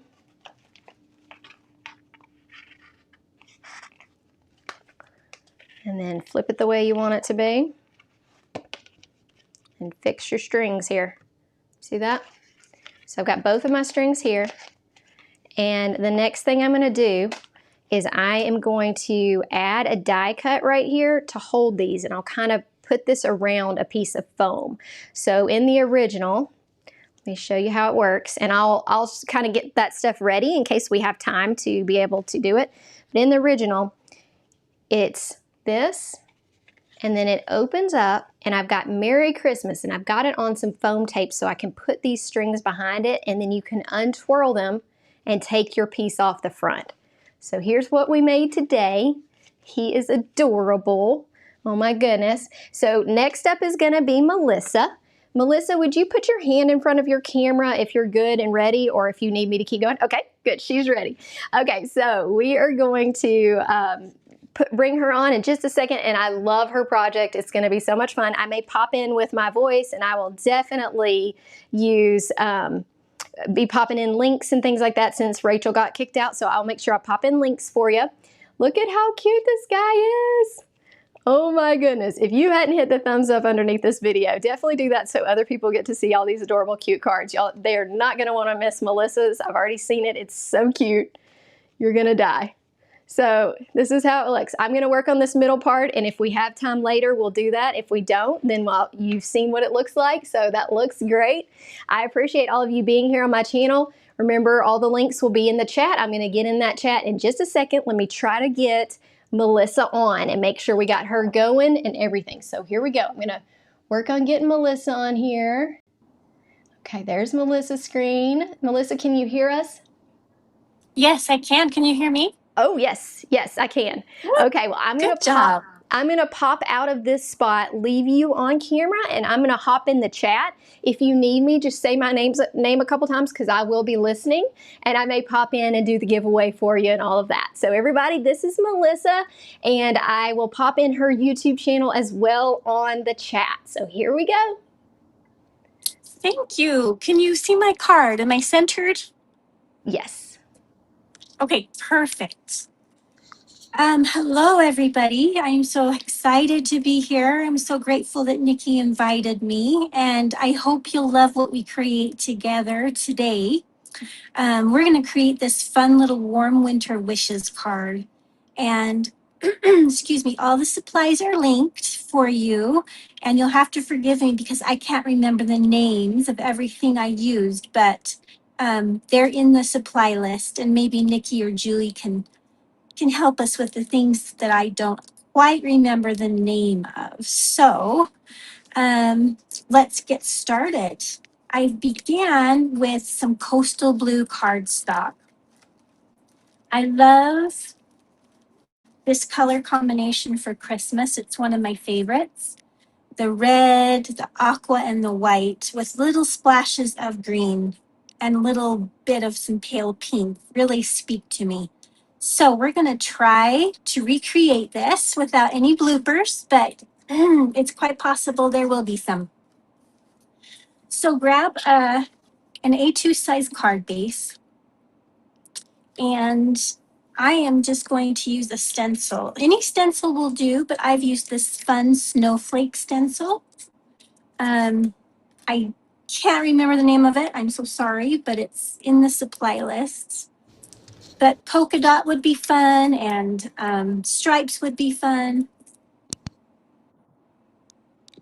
We are going to stick with the winter theme on this card. So tap down your stencil, and I'm just going to kind of go color on color. So coastal blue, it's a new color from Papertrey Ink, and you're going to love it. It is similar to Aqua Mist, but not exactly the same. They do look beautiful together, but stay tuned because you're going to be seeing more of that color coming out. So I'm going to go with Hawaiian Shores over my stencil, and I'm just going to grab my foam brush and start stenciling and watching these fun snowflakes come to life. I don't know if anybody else out there loves stencils as much as I do. I'm a big pattern paper lover. To me, it's like candy. Being in a candy store with all of that fun pattern paper available to me. But then I discovered stencils and decided that stencils are a great way to create your own custom background. Excuse me, got a little cold. Anyway, there are so many different possibilities, and not only are the stencils versatile, but the colors that you use on the stencils recreate an original background as well. So stencils are a great way to dip your toe into the world of card making, I think. When I first started card making, that was in 2007. I've been doing it since 2007. Can you believe that? Stencils were not a thing. And die cuts were not a thing. Metal dies, they didn't exist. It was just stamping, pattern paper, and stickers. And so I'm so glad that we have come such a long way. I got to watch the emergence of steel dies come out, and that really changed the world of card making and scrapbooking. And now we've got all sorts of fun gadgets, products that have just taken card making to a different step, a different level. Okay, I don't know who else is satisfied, feels a sense of satisfaction when they lift the stencil off. I think it's like the funnest thing in the world to watch what you've created. Hey, I'm feeling good about that. So now we just peel this stencil off, and you can see that it's a really light stencil. I wanted it to be subtle so that it wouldn't detract from my focal point. So I'm really happy with that. And before I move on, I'm going to splatter. I don't know how many of you have tuned in with my create and takes before, but I love to use distress spritz. This is called Peacock Feathers, and it is a really pretty dark blue. Maybe you'd be intimidated by something so dark, so you could try with a lighter color as you begin distressing things. Let me grab my paintbrush. Here it is. So all you have to do with these is shake them up and make sure all of the fun glimmer in the bottom is mixed with the liquid that is in here. And you can kind of see through this little window how that glimmer has started to blend. So all I do is take the top off my distress spritz, dab my paintbrush in it. I like to tap it off a little bit so I don't get huge flops. And try again, I didn't get enough. Okay, and then I just hit the middle or the end of my paintbrush, and I get these fun little splatters. And you can see that that is quite bold, but as it dries, it becomes a little less noticeable, just kind of an accent. So we're going to set our card base aside, and we can set the paper towel aside. And next, let's do a little bit more stenciling. So I've used the stacked mail dies, the small envelope that is available in the stacked dies, and the stacked mail stencils. And you can see that the stacked mail stencil collection comes with a large A2 size stencil, 2 of those so that you alternate colors, and then a small stencil that is just the right size for our small envelope. So I'm going to use that smaller size and make sure I have they're not backwards. There is some etching at the very bottom of each stencil so that you know you've got it right side up instead of upside down. So believe me, I have made that mistake before, but all you have to do is flip over both stencils and they will coordinate. But if you try using one right side up and one wrong side up, you will be just as confused as I was. So let's go ahead and start with some pure poppy. I know that Nicki used some pure poppy in her Christmas card. It is my favorite red. It's just bright and happy. It goes on so easily and is really just a fun pop of color, especially for Christmas. It's a color I would definitely recommend you had in your stash. A perfect Christmas color, perfect birthday color. Anyway, all year round. Give me the pure poppy, I tell ya. I love that pure poppy. People are loving it, and I love that you showed us how you make those perfect drops on your card. That is one of those things I was like, I've got to watch how Melissa does this because I just make such a mess with it.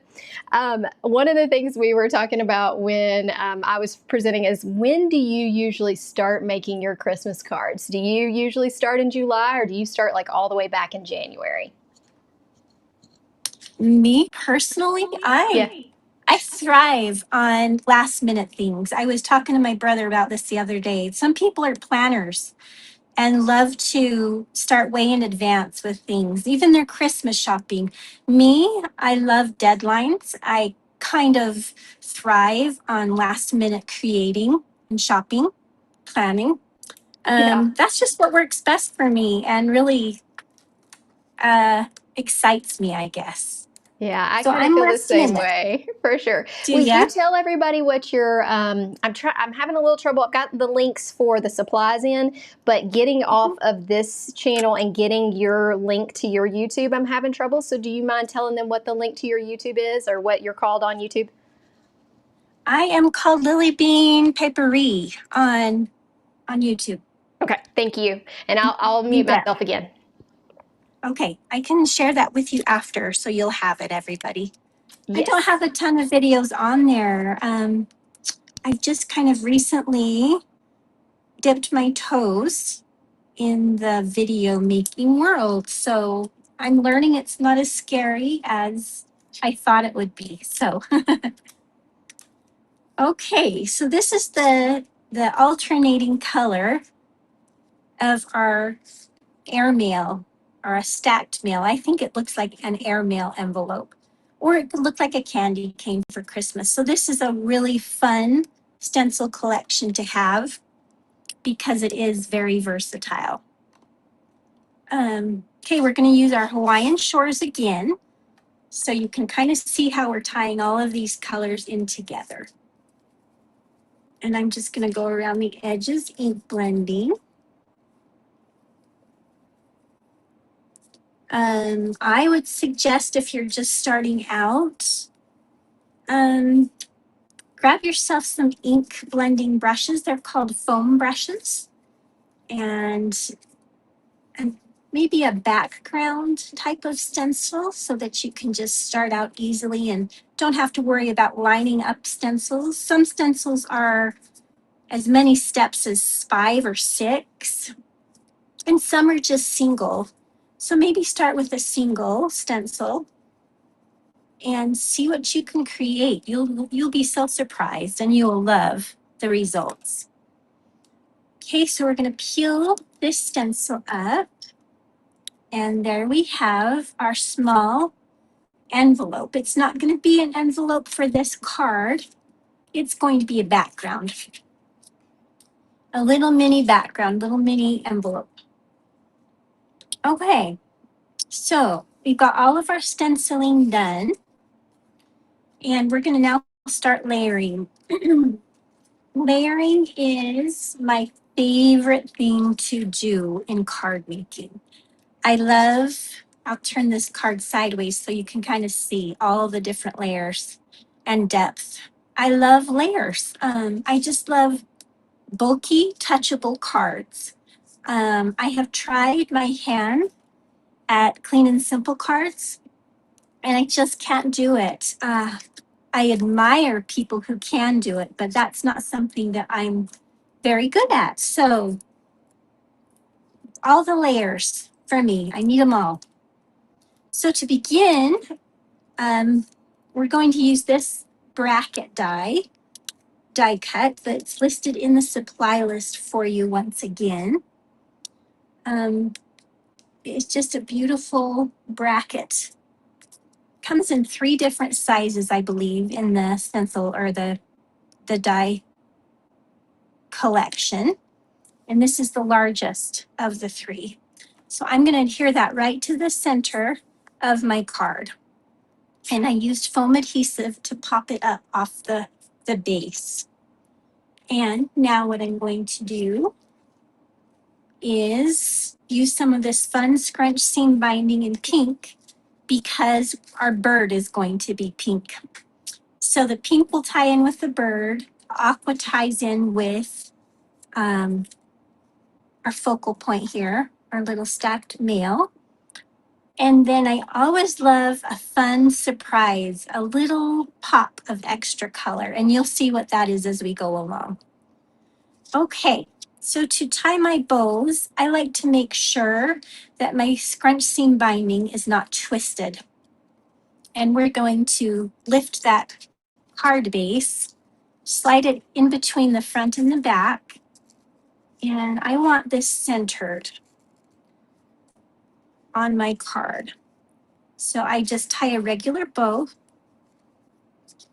like it nice and tight in the center. I do one loop around and then grab. It usually takes me a couple of times because this scrunch seam binding is full of movement and it just curls under your fingers. But once you get a bow tied with it, you just love it. It is so much fun. Okay, so there's my first bow, and I'm going to squeeze those loops tight as I can to form a really nice knot in the middle. And then I'm going to trim my tails, and you'll see that they just puff right up. Just crinkle right up. They remind me of cabbage roses and are just so much fun to work with. They come in so many different colors, each strand of these. Okay, and for the second bow, I just thread my ribbon through the longest portion of my previous bow, and I'm just going to form one loop and grab it as I go around. Grab it at the bottom and pull it through as tight as I can, and then scooch it towards the knot, the center of that first bow. And that makes them just kind of hug each other so that it all looks like one bow instead of two separate bows. Okay, and if you aren't happy with it, you just pull these little tails out and get it exactly how you want it. I'm pretty finicky and picky, but I really like how that looks. So it's centered on our card. I love how you do that. Can you hold it up to the camera and just show them how cool that looks? That looks awesome. Yeah. That looks so awesome. Thank you. And then we had a couple of questions, and I remember seeing it on your Instagram, but where do you buy that on Etsy? Is there an Etsy shop, and do you have an affiliate link to that Etsy shop? Yes, Okay. It's called My Scrap Cabin. Okay. My Scrap Cabin shop. Okay. And if you look on my profile on my Instagram, I've got it linked there. And you can use code LilyBean15. Type that in the discount area, and you can get 15% off your any purchase there. And you'll find every color imaginable. So have fun. And is it Lily with one L? I'm typing it in the chat. Lily. Okay, thank you. Lily. Yes. Okay, got it. And I will tell them to go to your Instagram. And while I'm here in the chat, why don't you, everybody is saying they love your color combinations. They love all your layers. It's just so amazing. And they're following you on YouTube. I'm going to ask them a question just to get the chat going. What is the one Christmas supply that you can never get enough of? I bet for Melissa it's going to be these bows because she loves these bows. But tell us what it is, and then we'll have the chat go off, and then I'm going to mute myself again and help Julie get in here. Okay. For me, gosh, I would say glitter, actually. That is one thing I can't live without for Christmas cards. But I feel like the holidays give you an excuse to use all things glittery. Snowflakes, berries, pine needles, snowy scenes. Anyway, I've got to have glitter when it comes to my holiday cards, ornaments, things like that. Once again, I've used peacock feathers, and I'm just going to splatter our little focal point here before I adhere it to my card. And let's see, what else about Christmas cards do I love? Um, I love different color combinations. I'm not really a traditional red, green, white, gold. I love earthy color combinations like craft, cream, white, and pink together. That's one of my favorites. With either silver or gold. I like to mix in a metallic here and there. I love lime green, raspberry, and white together. I think that's a really fun color combination. Um, okay, pull out your Misty. I want to know, I have a question for everybody. Do you use your Misty or do you use your acrylic block to stamp with? I would love to know. I began, of course, with an acrylic block when I first started in 2007. They didn't have a Misty, but now they do, and I just can't stop using it. So anyway, for me, it's a Misty.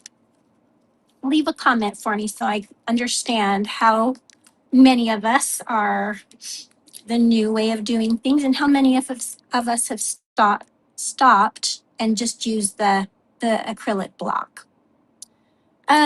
For my sentiment, I've used Trees and Patterns. That's the stamp set from Papertrey. It is so fun. All I used was a sentiment, but if you buy this stamp set, which is on sale, it comes with these trees that you can piece together and add different patterns to. So you can do a buffalo check or a gingham bottom, a striped middle and a polka dot top, or a striped top, a gingham middle, and a polka dot bottom. Anyway, they're so much fun. I love them. Let's see. I think I'll stick with my warm winter wishes. That's the sentiment that I picked for my original card.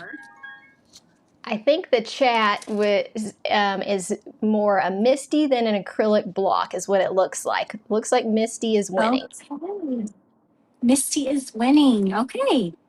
I do Yes. have to say though, at Create, the Create event that wasn't too long ago, I was helping at the paper tray booth and ended up using that acrylic block so often. It took me back and I kind of loved it. It's fun to use, but Okay. I definitely am I rely on the Misty because I just want to stamp it so many times. It's so nice when you want to Yeah, restamp to have that Misty. it is to get a really nice solid coverage. I agree. Okay, so warm winter wishes, we are going to stamp in olive twist. You might think, why is she using a green? Or why is she using a dark green? For the first layer, you can kind of see that olive color, but as I repeat my stamping, it turns into the softest color of black that I just love. Sometimes when I use true black or any black ink, I feel like it's so stark and creates such a contrast that it kind of doesn't blend with what you're going for. So for me, olive twist is my go-to black. And I just stamped that about 3 different times so that I could get a really nice solid sentiment on there. I'll go ahead and that's all the stamping I have. You know, I've also noticed that card making has transitioned from stamping, very heavy stamping, into more die cuts as the focal point. So I really do use more dies than stamping now, I've discovered. Here we go. So one more layer for you. Surprise, surprise. We are going to use our foam adhesive and just tack this down to the center of my card. And you'll notice that I'm using some really skinny foam tape. You can buy this in rolls. It comes in 2 rolls at Papertrey. You can easily tear it with your fingers, so you don't have to get your scissors all gummy. And you can take the backing off super easily. So it's my go-to. Okay, now I'm going to center this.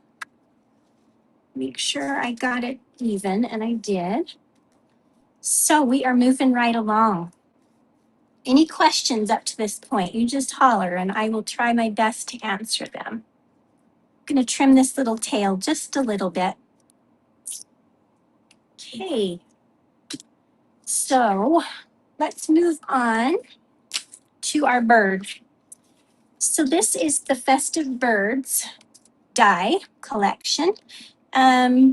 It comes with two different sizes of birds, a large mama bird and then a cute little tiny baby bird. And they come with wings that I love to cut from pattern paper. They come with cute little tails if you choose to use some tails on the back end of your bird.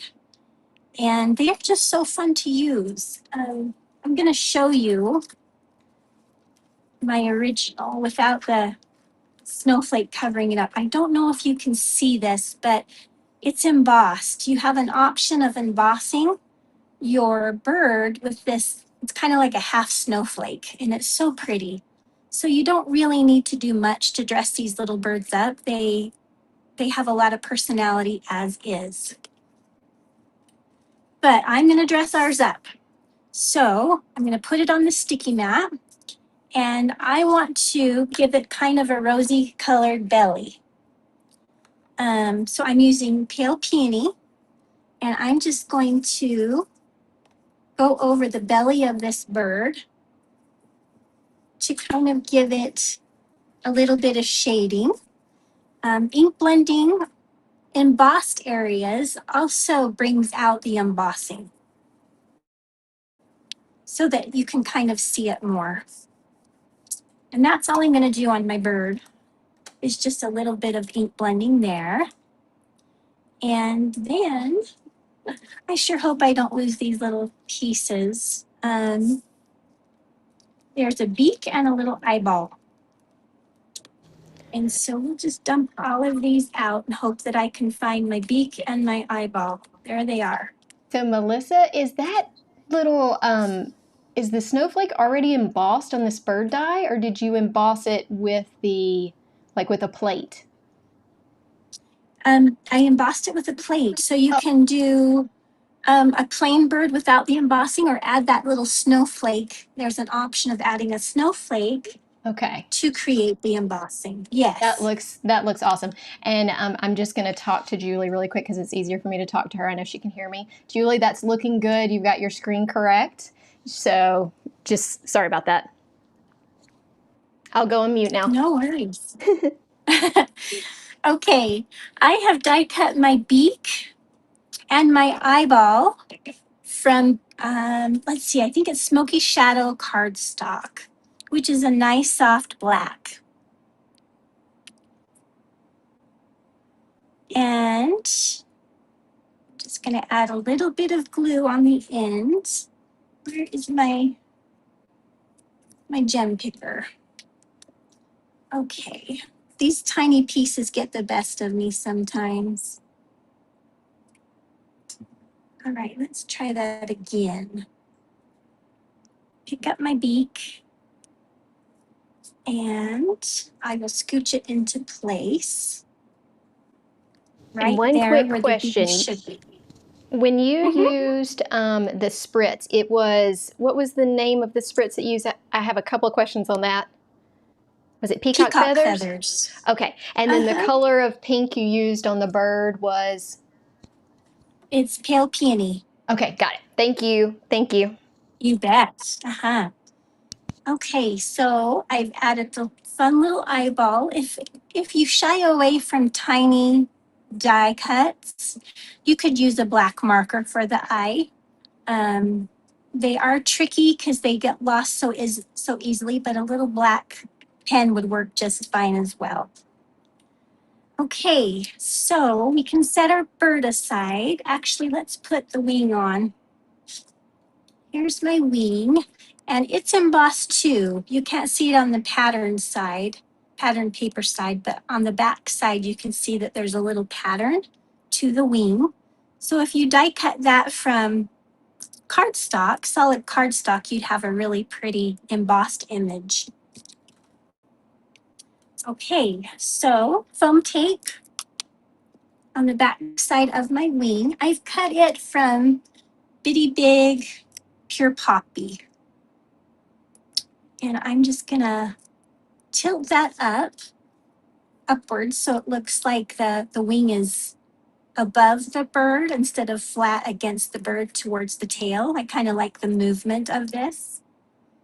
And then I wasn't sure I was gonna do this on camera, but with my glasses on, maybe I can thread this button. I'm gonna use a button right here. There is a die cut button in the set. So if you don't want to use a real button, there is a fun die cut button for the large bird and the small bird, I believe.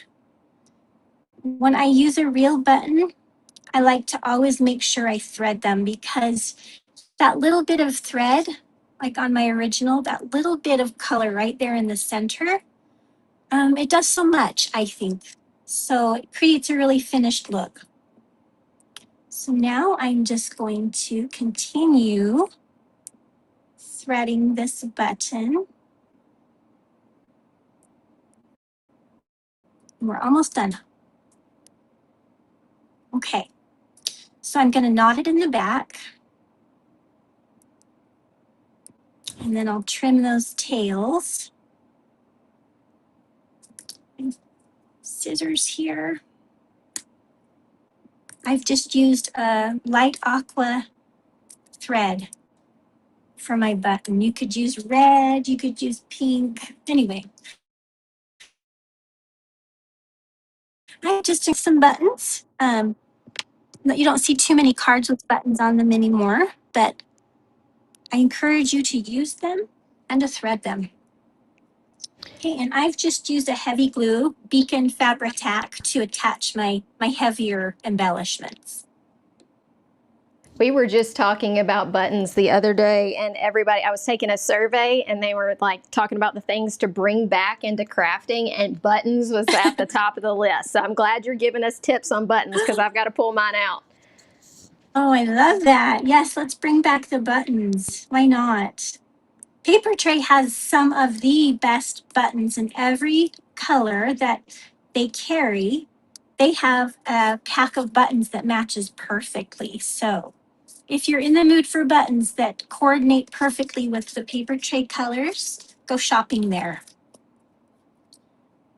Okay, so I've cut 2 snowflakes. Once again, I can't remember the name, but it's linked for you. And they are so beautiful and intricate. That's one thing. Another thing I can't live without on my holiday cards are snowflakes. So I like to add them just about everywhere I can get away with it. One of my favorite things to do is to cut my snowflake in half. And then you kind of get a 2-for-1. You can just have the half peeking up above this and the half peeking below this. Anyway, it's kind of fun. Get more bang for your buck. Okay, and now my berries. Nicki mentioned that I was using Build a Stocking, and I am. I'm just using the berries from Build a Stocking. And I like to sometimes use my markers. And so I've got a dark green that I'm just going to color these stems with and leaves. I'd say it's a medium shade of green, actually, not a very dark green. And the berries, I will use a nice poppy colored on. This particular die set, though, does come with 3 singular berries that you can cut out and add to your stems so that you can get that dual coverage. Okay, there's one. I One wonder more. if you were doing your berries too, if you had small enough buttons, you could almost do the buttons on the berries too, if you wanted to You use some more of could. those. That'd be so cute. That would be so fun. There Yeah. are bitty buttons like that for sure. Yeah. I'm sure I have some in my stash from long ago. Okay, almost done. I am definitely not an expert when it comes to using markers. So any chance I have of using them in a simple way, I jump at it. And this is definitely using them in a really simple way. Okay, now I'm using a fun poppy color that really coordinates well with pure poppy.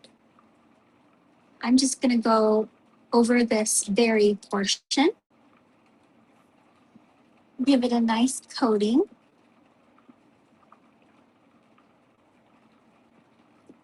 And of course, we will be adding glitter here soon.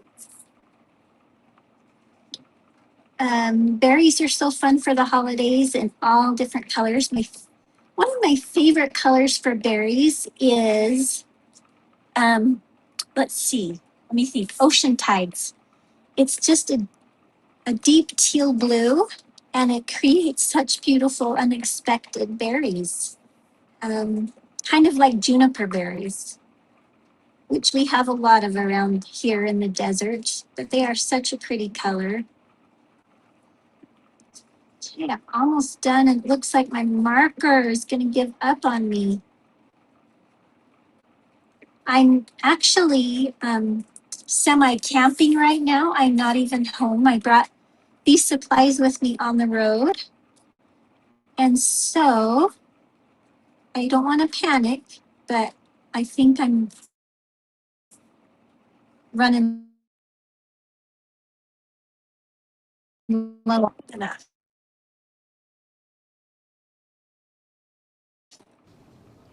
See a little bit of Yeah, you're having just a little with bit my of freezing, so it just keep on going though, and it's fine. It freezes every now and then. I think it'll catch back up. okay. Oh, good. Okay, so before I start assembling my card, I want to add more splatters. But this time we're going to use a fossilized amber, which is just the most beautiful color of gold. Fossilized amber. I'm going to shake it up really good. Make sure all that glimmer is mixed in well. Grab my paper towel and then unscrew the lid. Oh, grab my paintbrush, of course. I just use a really fine paintbrush. Dip my end and dab my end and start adding splatters on my bird, on my berries, and a little bit on my snowflakes. And that just adds a fun, kind of unexpected surprise. It adds a lot of character, I think, the stress spritz. So give it a try. Fossilized amber is a really light color to kind of dip your toes in the splatter world. These are also really fun to spray on a surface so that you get a complete coverage. I'll show you a card. I was going to tell you, I brought the Creative Card Club packets with me. I don't know if you all know about the Creative Card Club that Papertrey has. If not, head over there and find out. But these kits are put together for cards, and all you've got to do is add your own ink and your own special touch, add some stamping. This comes with a stamp, of course. And so I came on this little camping trip with 3 different colors of ink, and that's about it, and my packets. So I just went to work, and I've I've used the same color combination on all 3 cards. I like how they're each turning out. So anyway, sometimes it's not a bad thing to be short on supplies because it forces you to do things you may not otherwise, right? Okay, so we're gonna flip my bird over, add some foam adhesive, and this little bird's not going to be centered. It's going to kind of be to the left of center. I don't want to cover up my sentiment at all. And I really like the placement of that. So now we're going to add our snowflakes. See how this is kind of an empty spot right here? I don't like that. So I'm going to add a snowflake there to kind of balance out that white space that we have. Another suggestion is to not glue your die cuts flat. Just add here, or just add ink, glue to the center and let those little tails or snowflake ends peek up. And that gives you more dimension as well. We are getting so close to being done. Okay, Now we're going to add our berries. While you're working on getting done, I'll get them a question so that we can do that other giveaway. I did have someone say, "Where are you camping?" I don't know if you want to give out that or not, but they were like, "She's camping," because sometimes it'll lag, but I think it actually just caught right back up. So for the question for the giveaway, let's say, tell us in the chat if you could only have one of these items for your Christmas crafting, what would it be? Stamps, dies, or stencils? So are you a stamp, die, or stencil? And I will pick the winner from that, and I'll announce it in a minute. I'm going to go back on mute so she can finish up and show all these layers of this beautiful card. That is such a good question. I can't live without any of them, but I must say that stuffing a stocking for a crafter would be the easiest thing in the world to do. All husbands have to do is run out, buy some ink, get a new tool for Santa's stuff in the stocking, buy some Stickles glitter. I just have always thought that I must be the easiest person to shop for because all I want are supplies. I'm really not the easiest person to shop for, but maybe I should start stuffing my own stocking, More success that way. Yeah, or at least we should create a little list for those husbands, because mine's always like, "Well, aren't you a professional crafter? I don't even know what to get you." I'm like, "Well, I'll just make you a gift list here." Yes, that's a good idea for sure. How about a gift card, right? Yeah, right now in the chat, it looks like somebody's having trouble with the sound. Hang on. Make sure I got our sound up. Hopefully they're fine, but stencils and dies seem to be taking the lead. Really? Aside from stamps, huh? Yeah, I thought that was kind of crazy. But I'm going to give them a little bit more time, and then I'll announce the winner. Okay. If y'all are still having trouble hearing, will somebody put that in the comments also, if you can hear me? Okay. We are just going to finish up with some sequins, and I've got them in some pale aqua. They're translucent aqua. And it's kind of a shabby green, which is a little bit unexpected on this card with this color combination. But I kind of like this little touch of green.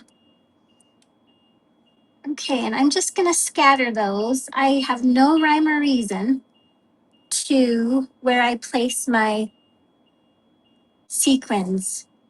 I kind of like odd numbers though. Okay, so now that's going to be a translucent aqua, and we'll add a green one right there. Okay, and last but not least, my favorite secret weapon is the Crystal Stickles glitter from Ranger. It comes in lots of different colors, but crystal is my favorite. So I'm just going to give these berries a little coating of glitter. And I'm going to get the leaves glittered up. And I'm going to go kind of along the head of my little bird and along this upper tail portion. And then my snowflake for sure needs some glitter. And this one is too tucked behind. I can't quite get enough glitter on it. But make sure you let your glitter dry. It doesn't take too long, but if you touch it while it's still wet, it doesn't necessarily make a mess on your card, but it'll get on your fingers. So there you have it. We have got our festive birds, warm winter wishes card all done. That's awesome. I'm going to give Julie just a second. You could show off those details. The winner of the gift card was at Trisha Hill 3675. If you didn't see that, Trisha, you were the winner. You need to contact Papertrey Ink, and the email is further up in the chat. That will be how you claim that gift card. We still have one more to give away, and we're waiting on Julie. She got cut off for a second, so we're giving her just a second. As far as questions for Melissa, does anybody have questions on specific products or anything like that? Just pop them in the chat. Let's give them just a minute. In the chat. Yeah, let's give them just a minute because Julie's having a little trouble coming on. Oh, no problem. No Yeah. problem. Put my inks here for you all to see. Oh, yes. Love that color combination. What else? Oh, my olive twist for sentiments. I highly recommend. And fossilized amber and peacock feathers. So these would be great stocking stuffers, by the way. They come in every color imaginable and are so much fun to use. Yeah, would you tell us your absolute favorites, like in order on that? Because I love those, and I love seeing how you use them. Like, I never thought about using peacock feathers, but I've used the fossilized amber because it is gorgeous. Yes, it is. It's just a gold sparkle. I also love orange marmalade. It's kind of a copper. When it dries, it's copper in color. So it's a metallic, which I love. So orange marmalade, fossilized amber. Trying to think, I don't have, salvaged patina, I believe is the name of a nice aqua blue. It's not as dark as fossilized amber, or excuse me, as peacock feathers. But it's really pretty. It's a good beginning point when you're dipping your toes into splatter. I don't know the names of all of them. Frayed burlap is a favorite of mine. It's kind of a light chocolate color. It's a fun one. And I think, Nicki, you used vintage photo, didn't you, on your gingerbread men? Yes, I did. Yeah, that's a fun dark brown splatter. So, yeah. Okay, here are the couple of questions I have while Julie is still working on getting in here. They said, how do you mail your super texture cards? Do you usually mail them, or do you put them in a box? That is a really good question. I like to think outside of the envelope. And so you could do a jumbo envelope. I believe it's like an A7 size. These would fit inside there. But when you go through the mailer, it kind of flattens your card out. And so in order to avoid that, I don't want my cards flattened. I put them in a bubble envelope. But first I put them in a fun glassine bag. I thought I had one of those here. Anyway, a glassine bag is just a clear bag, and you can see the beautiful card from underneath it. And so it's a really fun way to kind of present a handmade card to someone. So I would slip it in a glassine envelope and then in a bubble mailer if I were mailing it. That's what I do. Okay, and tell them again about the ribbon. I told them to go to your Instagram, but feel free to call out all that stuff while I'm helping Julie so that they know. And I've put it in the chat, so they may have to scroll back to find the thing, but I'll also put it in the description of the video. But if you don't mind just calling it out for them real quick while I'm trying to get her under good. Yes. I buy my scrunch seam binding from an Etsy store called My Scrap Cabin. It might be My Scrap Cabin Shop. Anyway, if you just type in My Scrap Cabin into Etsy, you will find it. And there are several different shades of pink that it comes in, several different shades of ivory and beige and tan. They have an aqua that is just beautiful. I love their green. It's a shabby green. If you wanted to start with just a white, there is a plain white scrunch seam binding, but she sells them in sets of all pinks or a mixture of pink, aqua, and green. There's even dark colors for Halloween like purple. I think she's got a black, and they make beautiful, beautiful scrunched bows. So try those out. Yeah, I can't wait to try this. I told them to go to your Instagram, and you've got it linked there. I sure do. Yeah, so I think we're good. I'm still kind of waiting on Julie, but I can flip it back over to my screen while I wait on her to get ready, and we can kind of finish up this card so we can let you go camping and enjoy your weekend. Everybody loved your card, and I love your color combos. They are so amazing. I have got to just I think I'm going to have to just case one and just use your exact color combo because it's so good. Well, thank you. I appreciate that. And thank you so much for having me. Yes, thanks so much. And I'm going to take the screen back over if I can figure out how to do that. Hey. Bye, everyone. Thanks for tuning in. Bye. Thanks so much. Hit a big thumbs up for Melissa. Okay, I'm going to take this back over while we're waiting on Julie. Julie's working on getting into the guest room, and she's going to, or the, like the green room behind the scenes here. So while she's working on that, and she's going to probably text me when she's ready, then yeah, I think we're good. Okay, then whenever she's ready, we'll put her back on. But this is what I was using for the inside of my card. So I wanted to pop up really quick and just kind of show you that while we're getting ready.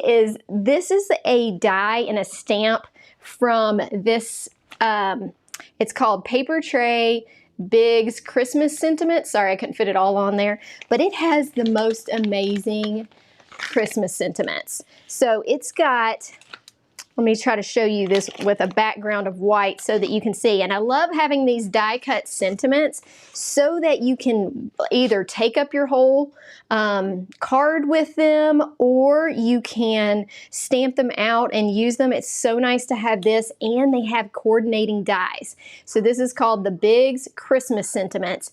I love this Oh Holy Night. That is such a beautiful, beautiful thing. And then this one is the one we're going to use today. Merry Christmas to you. And this is going to hold our ornament on the inside. So we will give Julie just a minute or two, and we'll keep working on my card, and then we'll pop back in with her. She's getting her camera together, and we will do that. Oh, I see. Somebody says bye, and then they said hockey. I don't know who's, oh, hey, hockey. Okay. They're just saying, hi, hockey, which is funny because my kids play hockey, so I didn't know what you were saying exactly. But I went on and stamped this. Oh, there you go, Julie. I think Julie's got it now almost. You almost got it. There you go. Tell me when you're ready, Julie. Just put your hand in front of your camera, and I'll take you through. I'm going to work on die cutting and getting this little piece together while we get you in the green room. So we've got one more person presenting today. It's going to be Julie. She's one of the owners of Papertrey, and she has got a really fun project that we're going to do with her as well. So let's see. I think she's ready. Let's see. Yeah, Julie, when you're ready, just put your hand underneath your camera so that I can tell you're ready. Okay, she's ready. I'm going to let her take over, and I'll do some die cutting off screen. All right, we got you, Julie. Hey, tell me, what can you see? We can see about 6 squares of black, and then we can see your gray over to the left. So the 6 squares of black is probably to that side, yeah? And then we can see your 2 cards right there. So looks pretty good. You can always hold it up to the camera if you need to, but it's hard. It's hard for me to could you see everything okay? Like everything's a mess over here, so. Yeah, we're good. We can see a smidge of your mess, but we've all got a mess too, so no big deal. All right. Sorry, everybody, for my mess. Am I in the center? Move to the right just a little bit. There you go. That's the center. Maybe up Watch. about a half an inch in your center. There you go. That's center. Okay, this is what we're going to do. Okay. Sorry, guys. I don't know why my camera is not turning the way it should. So They all are already excited about your cards. They're going crazy. Is this better? Yes, but move your cards to the left just a little bit. You've got now 3 squares on of the black, and then those are center. Okay, perfect. Mm-hmm. Okay, hi everybody. Thank you for sticking around. And Nicki, thank you so much for hosting this. This is so much fun. I've had the best time watching both of you. So thank you. Aww. Thank you, Melissa. I love it. I love it so much. Thanks for providing all the giveaways. Everybody's so excited about those too. Well, it'll be good. And don't worry. I know I put in the chat. Don't worry about the gingerbread builder. It will be back in stock. It's coming next week. And you will still have a chance to get it at 20% off. So do not worry about that. Okay, so this is one of my favorite little stamp sets. It's called Festive Roots. And I love it because I just love all these trees. And this is the one I originally did. And I'm sorry, I can't see. I had to turn my phone the other way around to get it to the right orientation. So I can't see anything. I hope you can see this. Yeah, it's perfect there. Just don't go any closer than that and you're perfect. Okay, great. Okay, so this, I just love every single thing about these little cute little trees and the little pots. They're so cute. And then I decided, I couldn't just have one card. Nicki never has one card. I was like, I have to keep up. So I did this little card with my favorite glitter gel, which is Moon Dust. So we'll work on this card. And if we have any bit of time left over, I can just show you what I did with this one really quickly. Okay, so I'm going to get started because it's late and I'm sure everybody is like, what in the heck? Let me get a little bit organized here. Okay, so we're starting off with it is called Cover Plate Stitched Snowflakes. Yes, isn't that what, I think that's what Melissa was using on those birds, is that cover plate. She did? I think she used it on the bird, and I think she used it on one of the other die cuts. So if you'll hold that up to the camera really quick so they can see, but this is on the supply list, so I'll put that out there. But see how it's a cover plate and it puts a nice impression of those snowflakes? This is an absolute must-have. It is. And it could be that it's out of stock, but I might have a few I can put in stock. So we'll check when I finished. Okay, so I'm going to use Hawaiian Shores, and I'm just going to give this, you can see in the background, there's just that little touch of blue. It just helps bring out all the different trees and focal points of your card. So I love this. Hawaiian Shores is one of my very favorite colors. It is such a happy bluish green. It's so pretty. And I end up using it on everything because it makes me happy. So I'm just going around the edges. I am going to do a little bit more in the center, but let's get around these edges. And it also brings out this pattern so you can see it better. I love that. I love these stitched cover plates. We also have a stitched floral cover plate that is just absolutely stunning. So if you are into the stitched backgrounds, definitely check that out as well. All right, let's get some in the center. We're not going to see the center too much, so we don't have to go crazy here, but just a little tiny bit. All right, so now I then used, you're going to see this. This is, it's a little bit bad, but we used the Border Bling embossed skinny frame. And I say frame because it started off with one, and I was like, hey, we can put 3 in here, so let's put 3 in here. So now it's embossed skinny frames. These are an older product, but amazing. It makes everything look so good and just so framed in Love these. Love them. Absolutely love them. So we are going to grab some glue and go ahead and glue that down. Hey, my glue is working. So are you guys, so I was going to say, I am not, like I said, I'm not the hugest fan of Christmas in July, just because, you know, I don't want to preach to everybody, but I love the summer. I love all seasons. So, but I love making, I love making Christmas cards. So maybe I really am into Christmas in July. Who knows? But they're so much fun to make. And I kept this at my desk, literally just kept it at my desk and stared at it because I was like, I love this card so much. That's sad, but it's true. All right, now I'm just going to get some of these edges here. Just put a little color on here so it's not so stark. Whoop. Just a little bit here and there. Just blending that in a little bit. All right. Okay, that's good. All right, so we're going to set this aside. And the next thing we'll do is we're going to do these, we're going to work on the pots here. Okay, so let me get my Misty out.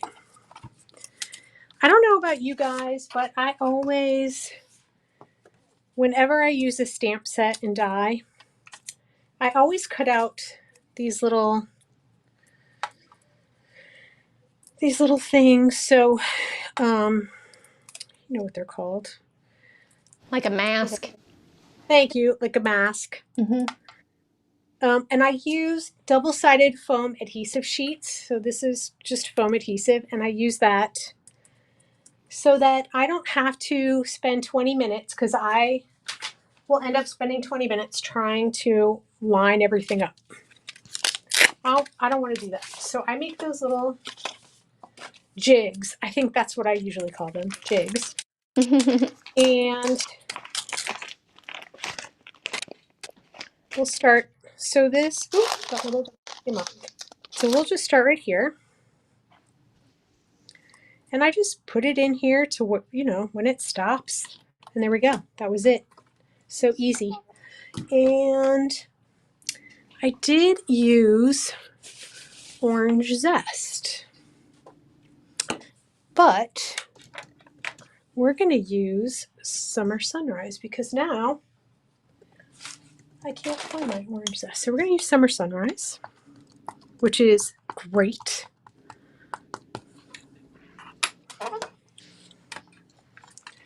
There we go. And we're just going to put this adorable little pattern on here. We'll pick this one up. You just put it over here.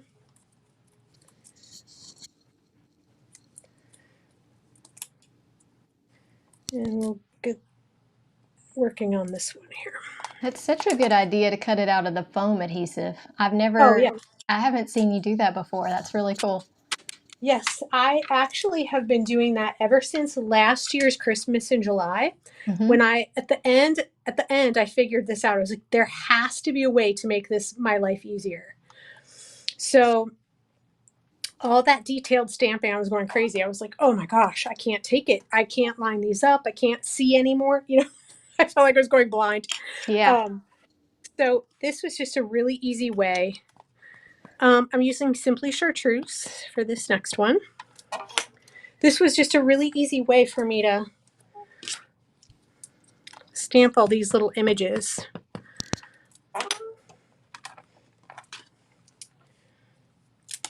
I'm going to take a little survey of the chat too. So I see lots of people talking about their favorite thing for Christmas cards. And I think I've narrowed it down to 3 that people are talking about. So let's take a vote on which of these is the most favorite. I see candy canes, snowflakes, and I think trees. So tell me of those 3, which one is your favorite for Christmas crafting?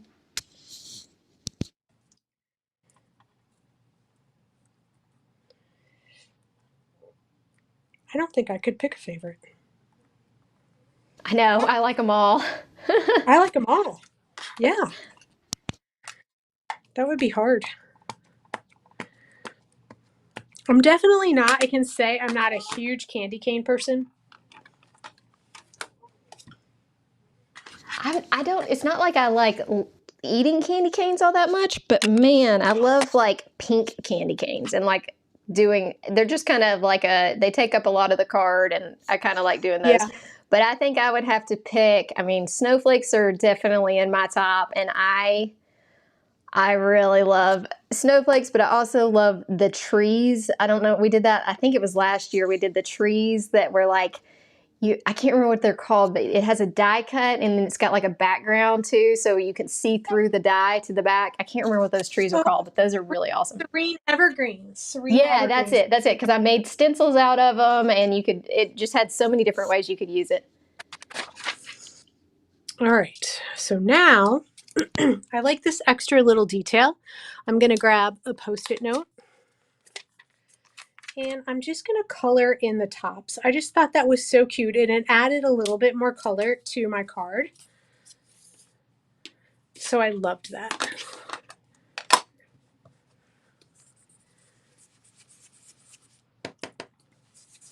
I love Pure Poppy.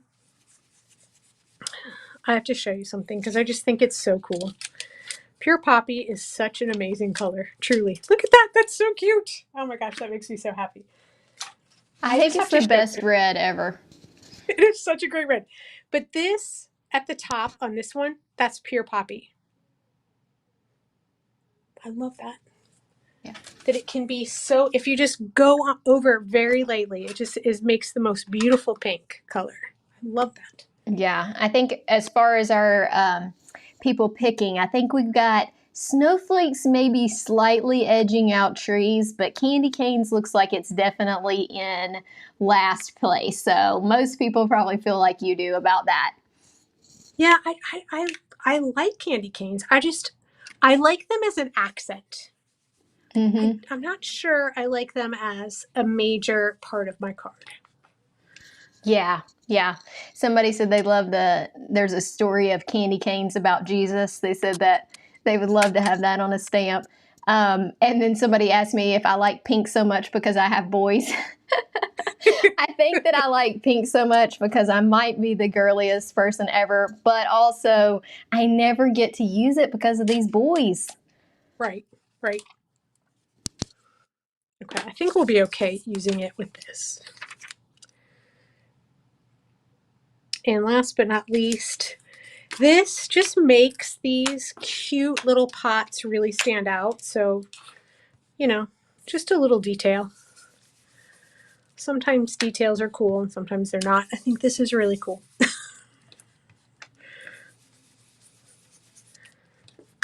So we're gonna do this and then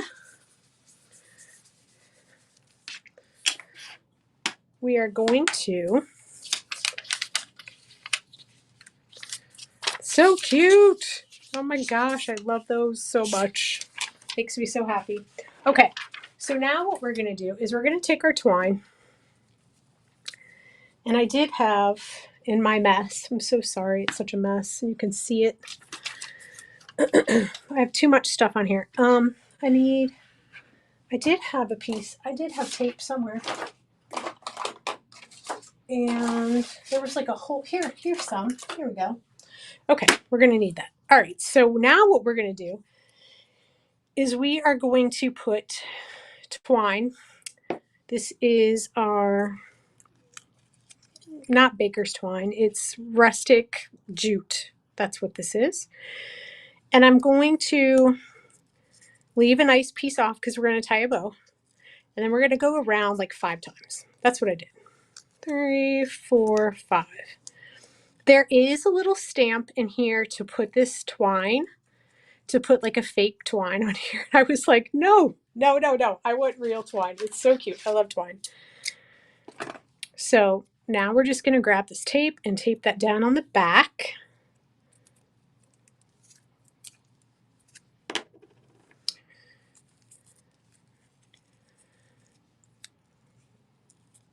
Like I used regular tape, which probably would have worked a little bit better, but I don't have a tape dispenser in here, so this is going to have to do for now.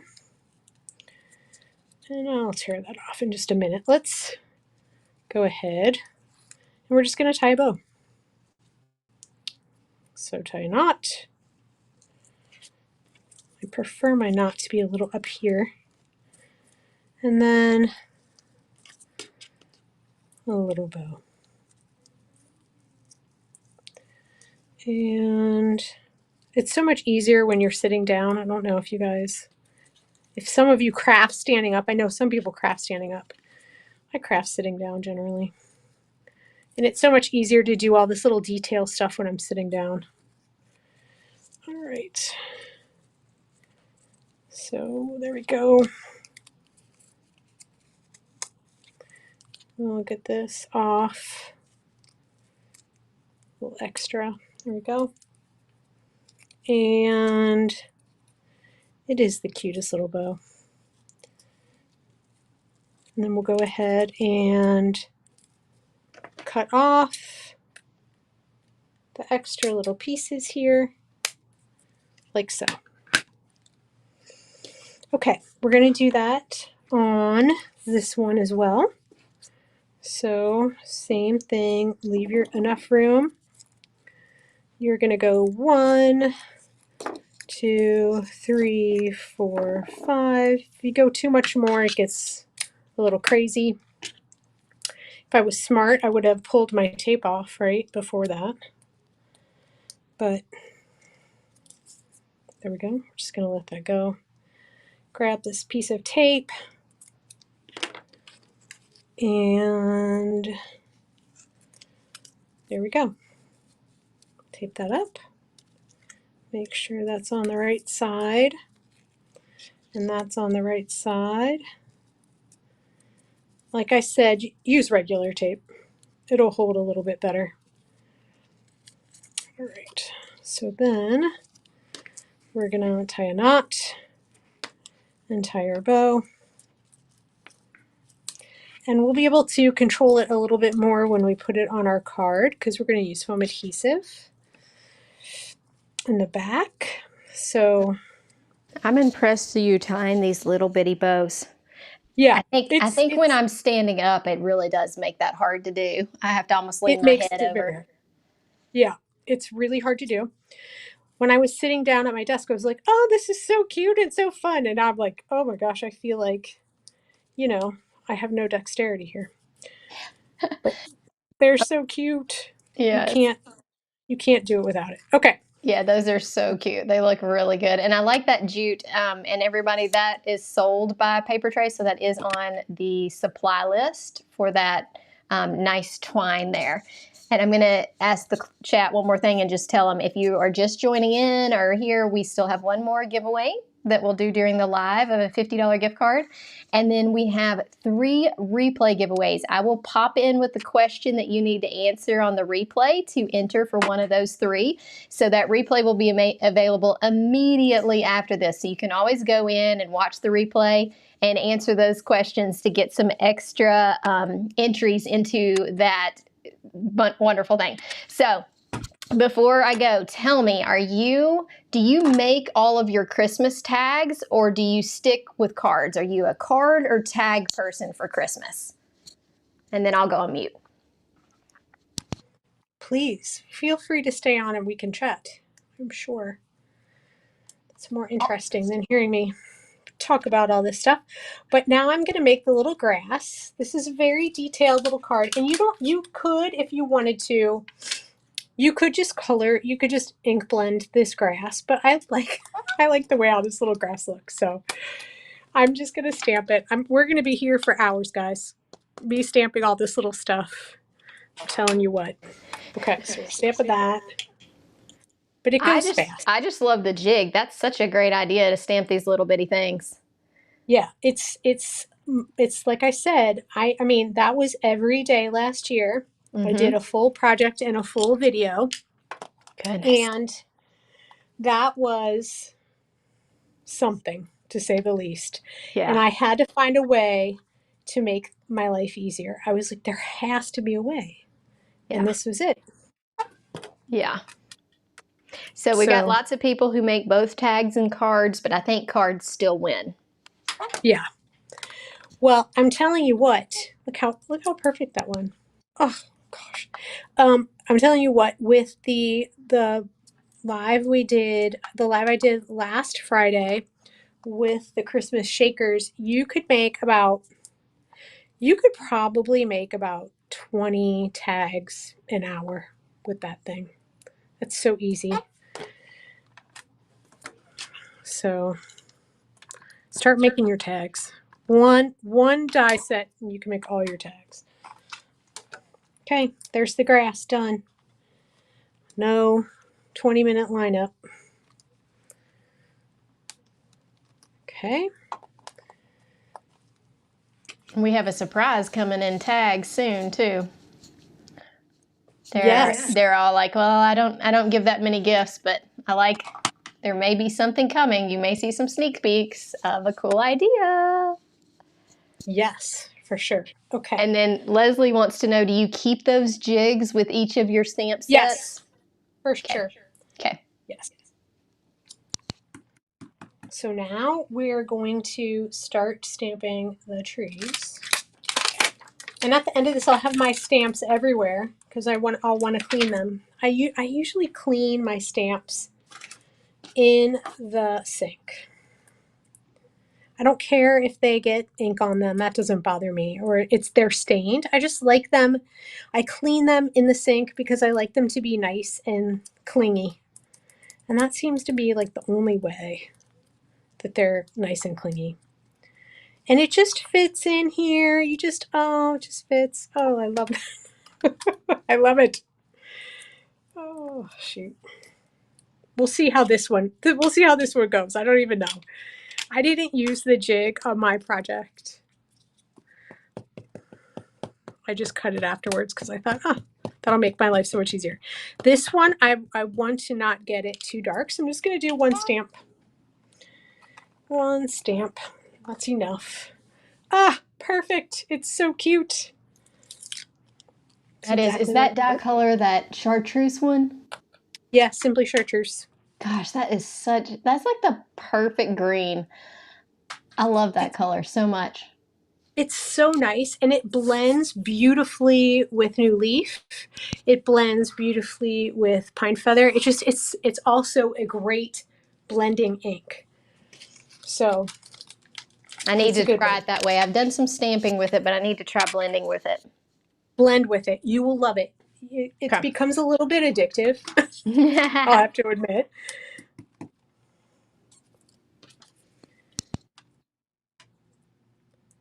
So now we are going to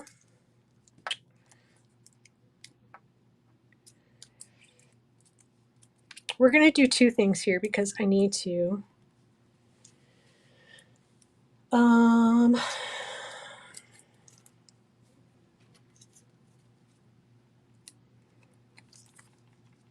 I am going to emboss these two little friends here.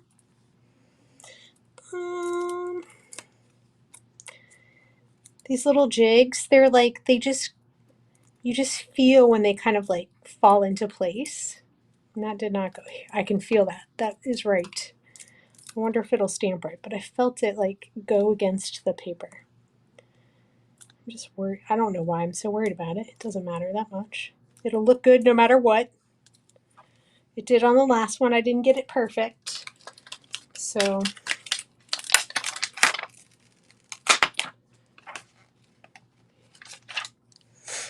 okay, this is not perfect. All right, guys, just heads up. It's not perfect in there. I can see that. But I don't want to We don't care if it's perfect. It looks great to us. All right. It looks awesome. I don't want to waste all kinds of time trying to make it perfect. Okay. Nah, don't worry about it. Versamark.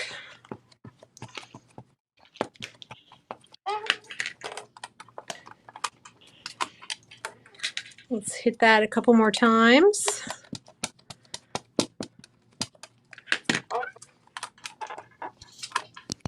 So I'm using the filigree fine art powder is what they call it. We do carry it in the store. And one of the reasons I love it so much is that you don't need an anti-static, the little static thing that everybody uses. You don't need it. It is amazing stuff. I don't know why. I don't know how, but it works so perfectly. And let me get, did I bring the reverse tweezers? I did. Woo woo. Okay. So let's do So what's the this. brand of that silver? It's where we buy our ink from. Okay. Okay. Superior, Okay. whatever. So it is, it's, I don't know. It just goes where it's supposed to go and it does what it's supposed to do and that's it. It doesn't get everywhere. You can see like how, I don't know if you can see that, but how clear it is. So Yeah, you can definitely see there's white still left there that's not getting yeah, covered up with it. yeah, And it's then amazing. a couple of people said, would you show what you're cutting your jigs out of again? Yes. Okay. It is just, I will show you, but it's just double-sided foam adhesive sheets. Okay. Is what they are. We sell them in our store. I think literally, I think every store carries them. I know they're on Amazon as well. You can see, so this is like backing, and you can see this is backing. I would say one of the reasons I like to use ours is, this is terrible to say, but the backing is hard to get off. So when you use it as a jig, the backing doesn't fall off to expose the two sides that are sticky. It really stays. So, you know, good or bad, that Yeah. the backing is hard to get off on our double-sided foam adhesive sheets. They work for other stuff too. So Yeah, it's nice that they like can kind of fit down in there. Basically, if you had something, you just need something thick enough that you can fit. yeah. Hopefully my microphone is doing what everybody else's microphone is doing. Yes. And you can still hear me. Yeah, we can still hear you. Okay, good. I'm gonna ask the chat something just to give them to get a little bit of info. But I want to know, how many Christmas cards do you usually make? Like, give me a number. How many are you usually making?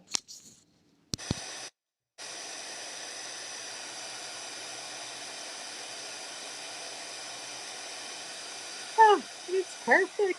Look at that. So perfect. Okay, we got one more thing to go. So let me grab this with my,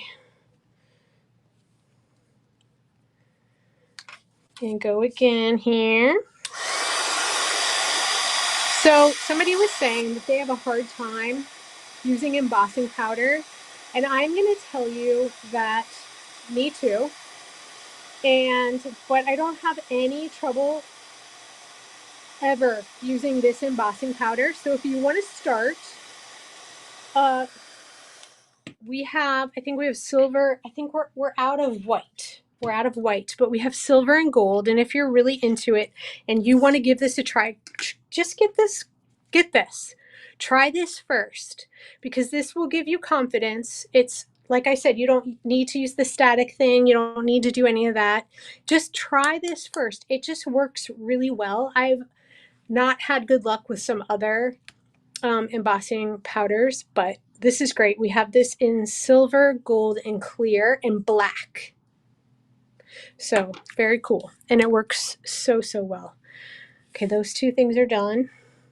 And our last little tree is right here. And let me just I'm just rolling through the paper here today. Okay. So we could use this stamp, and this stamp is really cute, and I love all the distressing on the stamp, but I wanted a polka dot tree. So I just took this stamp, put it on a block, and made some polka dots for myself. And those are, I love to do that kind of stuff, you know, just do something a little bit different. It makes me happy. Let's get rid of this. And I'm going to use pure poppy. And we're just going to stamp it just randomly, however you like.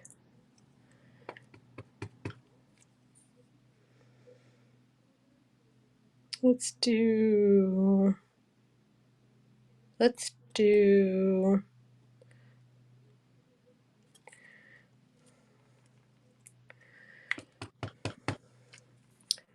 I'm making some of these half ones whole. It's just whatever you want to do. I think it looks great. All right, there we go. Ta-da! Cute, cute. All right. Some of it's going to get covered up anyway, so don't worry too much about it. All right, let's put our little garland on there. Get the handy dandy glue. Julie, we have one question. It says, I see different brands of embossing powder on the Papertrey Ink website. Which one did she recommend? The filigree. Okay, she said filigree, and I think I have that on the link list. I'll pop that link list again.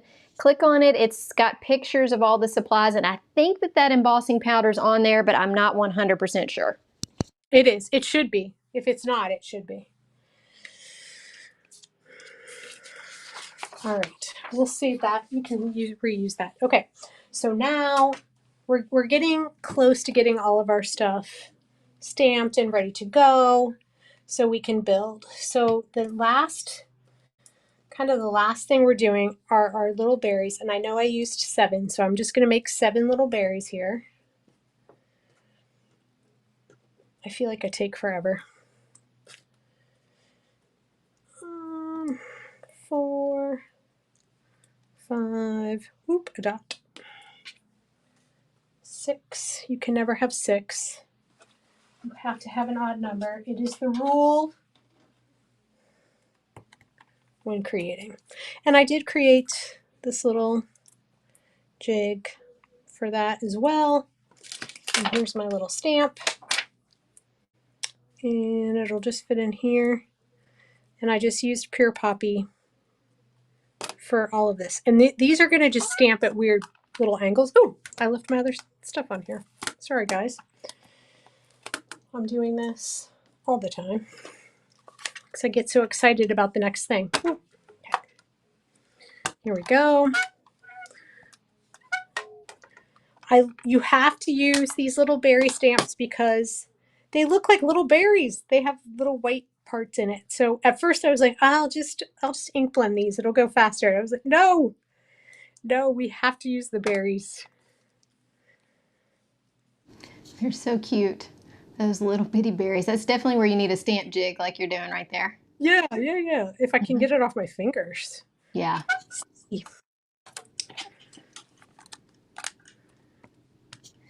So we got one question that says, are the speakers' websites listed? So with what I'm able to get to on my computer, I can't really put it in the chat, but let me review it really quick with you, and then I will put it in the description once this video goes to replay so you can find everybody. I'm Nicki. You're on my channel right now. So I'm Nicki Hearts Cards, and then Melissa is Lily Bean Mom. I'll put how she spells that in the chat. And then we have Julie here, who's one of the owners of Papertrey Ink, which is all the products that we're using. And so she's got a website at Papertrey Ink. Okay. There goes my...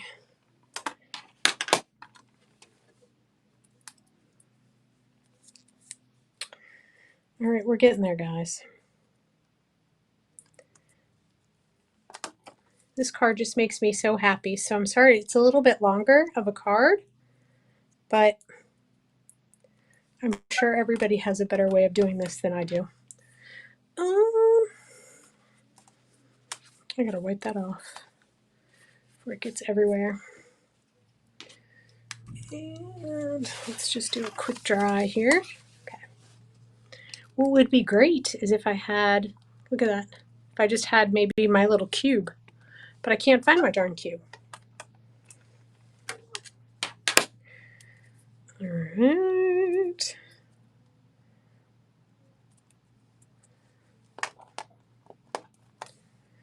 Almost finished.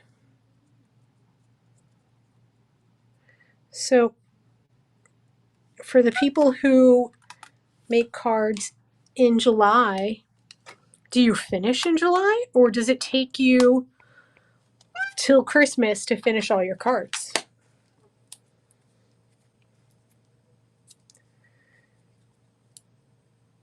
You're making That's a that many. great question. Y'all answer that I in the know. chat. I would say for me, I finish a few of them and then I move on to things like Halloween and all the other stuff, fall, and then I go back and make more Christmas cards as it gets closer. So it's like a slow process for me. I'd love to hear what the chat says. Do you finish all of your cards in July or do you just start on the process?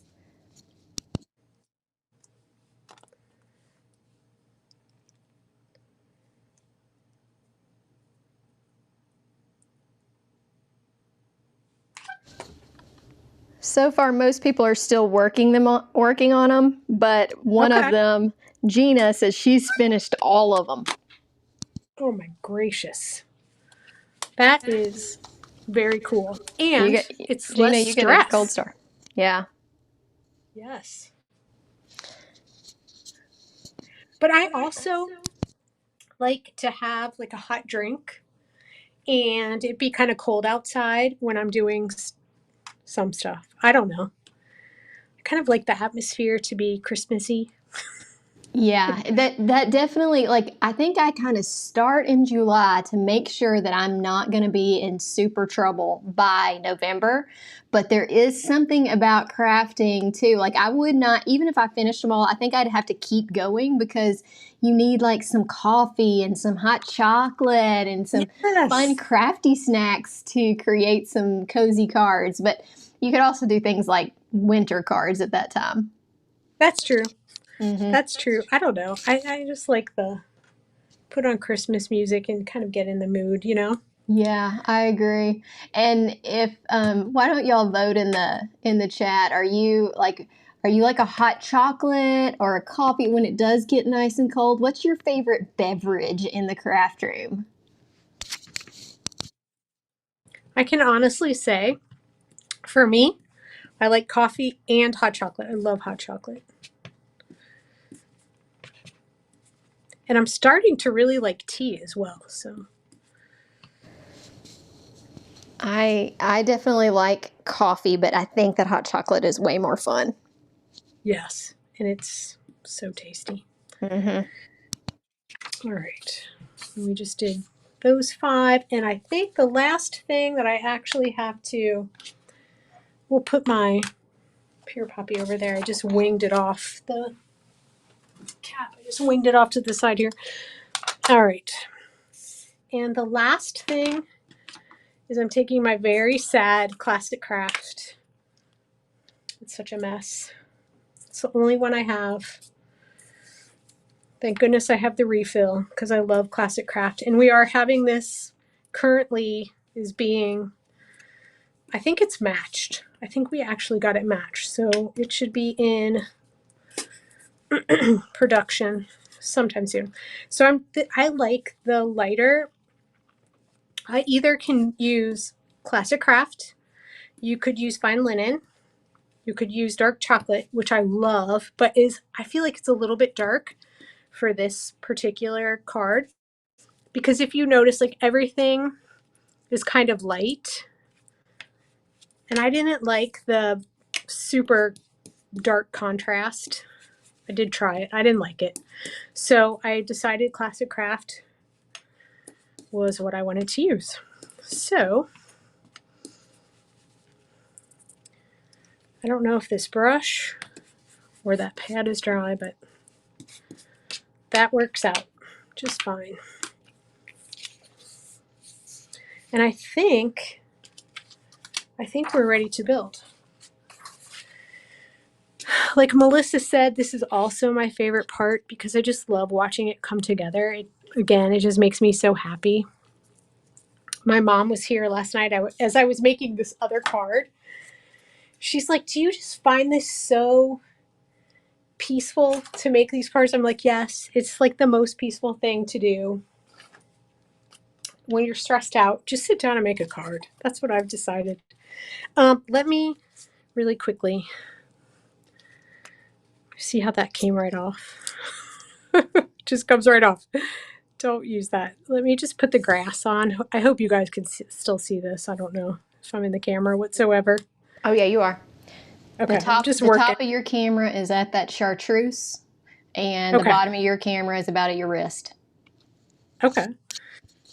So, yeah, you can just kind of decide where you want this to go. You definitely want it to be straight, not crooked. Okay, perfect. This little grass is very happy. How grass can be happy, who knows? But it is. And we do have one more thing to stamp. Darn it. I think the chat, I think hot chocolate and coffee are pretty close on what people like. Oh. We got a few sodas. We got some people who only do water so they don't spill it, which is probably a good idea. But I usually do put a lid on whatever I'm drinking most of the time. I have had a spill on a project and it actually made it better. Like it looked cool and distressed. If you spill coffee on your project, do not give up because sometimes you can just add some distress ink and it looks perfect, like you did something amazing. Yes, I totally agree. We have that hot foil plate that looks like a coffee spill, and it's so pretty. I can't remember what it's called. Sorry, we have how many products? Like 8,000 products. I can't remember what everything is called, but I love that thing.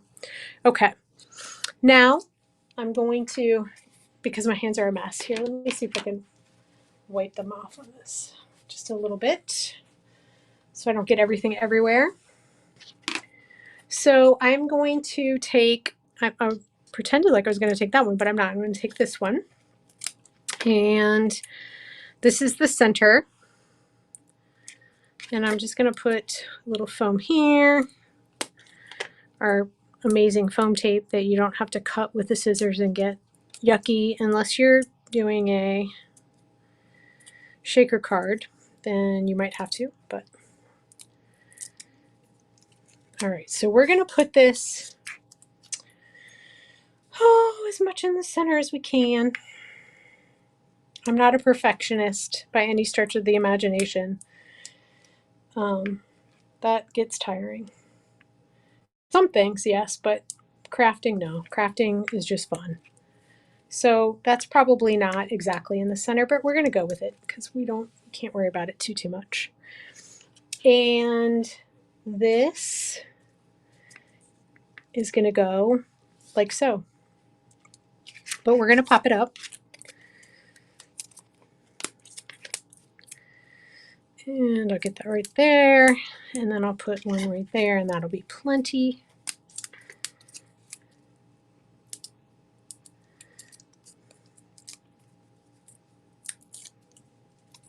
And I'll hide that little piece. And I'll just kind of go down underneath the grass. And we'll get it as center, because darn it, once you lay this stuff down, I'm telling you what, it's hard to get up. Very sticky.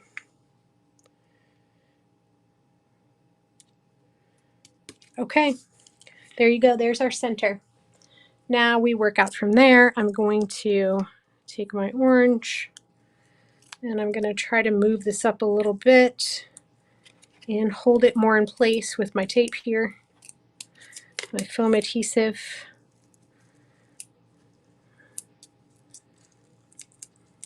That is going to help. And I'll cut that extra little piece off.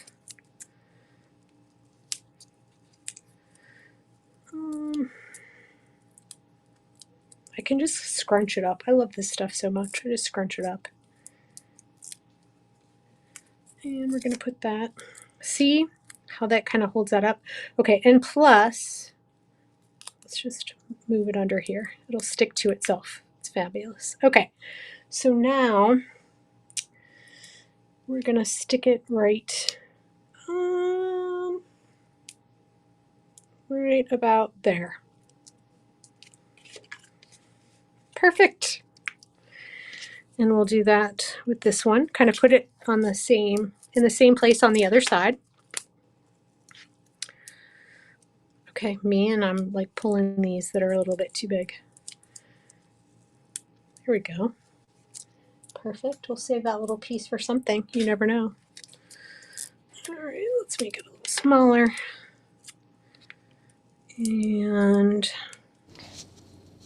do you have that foam tape in your store as well? yes. Okay, I may not Yeah. have put that on the supply list, but I thought you were starting to carry some foam tape. Yes, it's called Lift and Layer foam tape. And I should send you some. Yeah. It's just, it's so, I hate when my scissors get all gunked up. It drives me crazy. Mm-hmm. So we decided that this was good stuff. Yeah.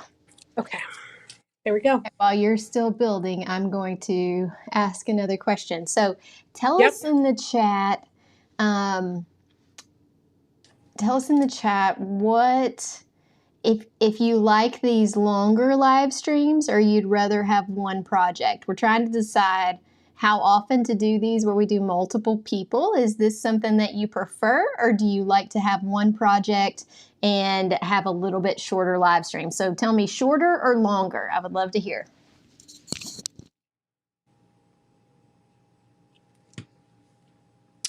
Yep, this is a nice amount of time. Chunk out of your day. But if you have the time, it's like watching a movie. Right? I like that you can always, with live streams, there's usually a replay, so you can pop back in if you actually miss something. But sometimes I just enjoy the chatting even more than sometimes I'm watching the screen. Sometimes I'm just enjoying chatting with, people or listening to people craft. I really like it. It's so relaxing. I don't know. I find it extraordinarily relaxing. I do too. I really do find it relaxing. I'm just relaxed sitting here watching you do this, and I don't normally get to sit and just watch you craft all the time. It's nice. Yeah.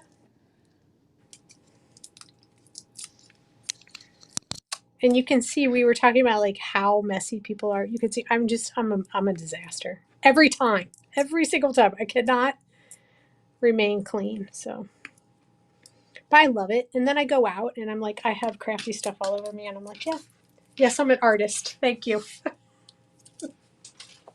That's right. Okay, so now we get to put on all of our fun little things. So 1, 2, 3, 4, 5, 6, 7.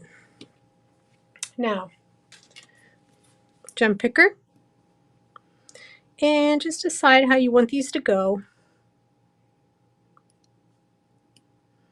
All different ways. It looks like we have a good mix of people who like shorter ones and longer ones.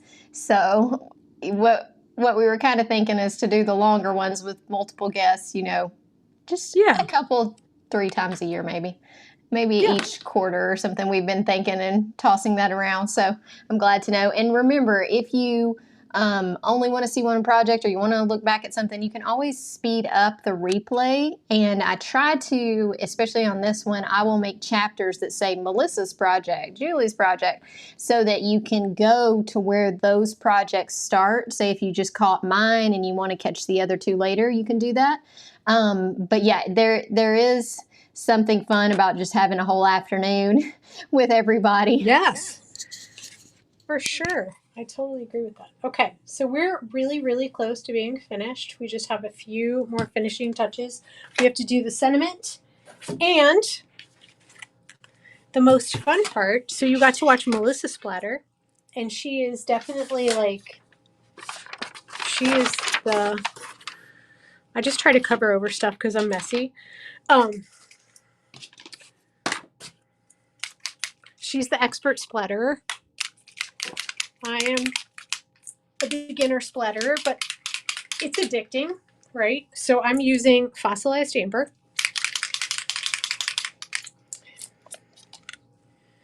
And this is just, there you go. This is the easiest thing in the world. And I like big pieces, so I'll just do that. Do all that kind of stuff. I tend to use the splatter that way too, where I take the top off and splatter. But I liked Melissa's technique. I didn't realize that she was doing some of hers with a paintbrush, which gives you that little bit smaller if you want it. Yes. So definitely, whatever you like. Yeah. So there's mine. Whatever you like, that's what's right for you. So if a paintbrush works for you because you like a little bit smaller, then use a paintbrush. But when I get big splotches, I like it because it's so shimmery. All of these distress spritzes are so shimmery that I love that shimmer on my card. I just like it to have that shimmer. So, and with the tiny little splatters, sometimes you can't tell that it's shimmering. So it's kind of my thought process on that. Right. Yeah, I'm the same way too. Like sometimes I like to do a little splatter, but really when you're showing your cards on social media and that kind of stuff, you can't see it great unless you make big splatters. So I tend to be a little bit bigger splatter. So we're going to do one more giveaway. I'm coming up with the question really quick, and we'll do that final live group giveaway. Then I'll pop back in when we finish Julie's card and finish off my card while I chat with you and just tell y'all what's coming up and that kind of thing. So let me get to our question for our giveaway. Let's think about what that could be.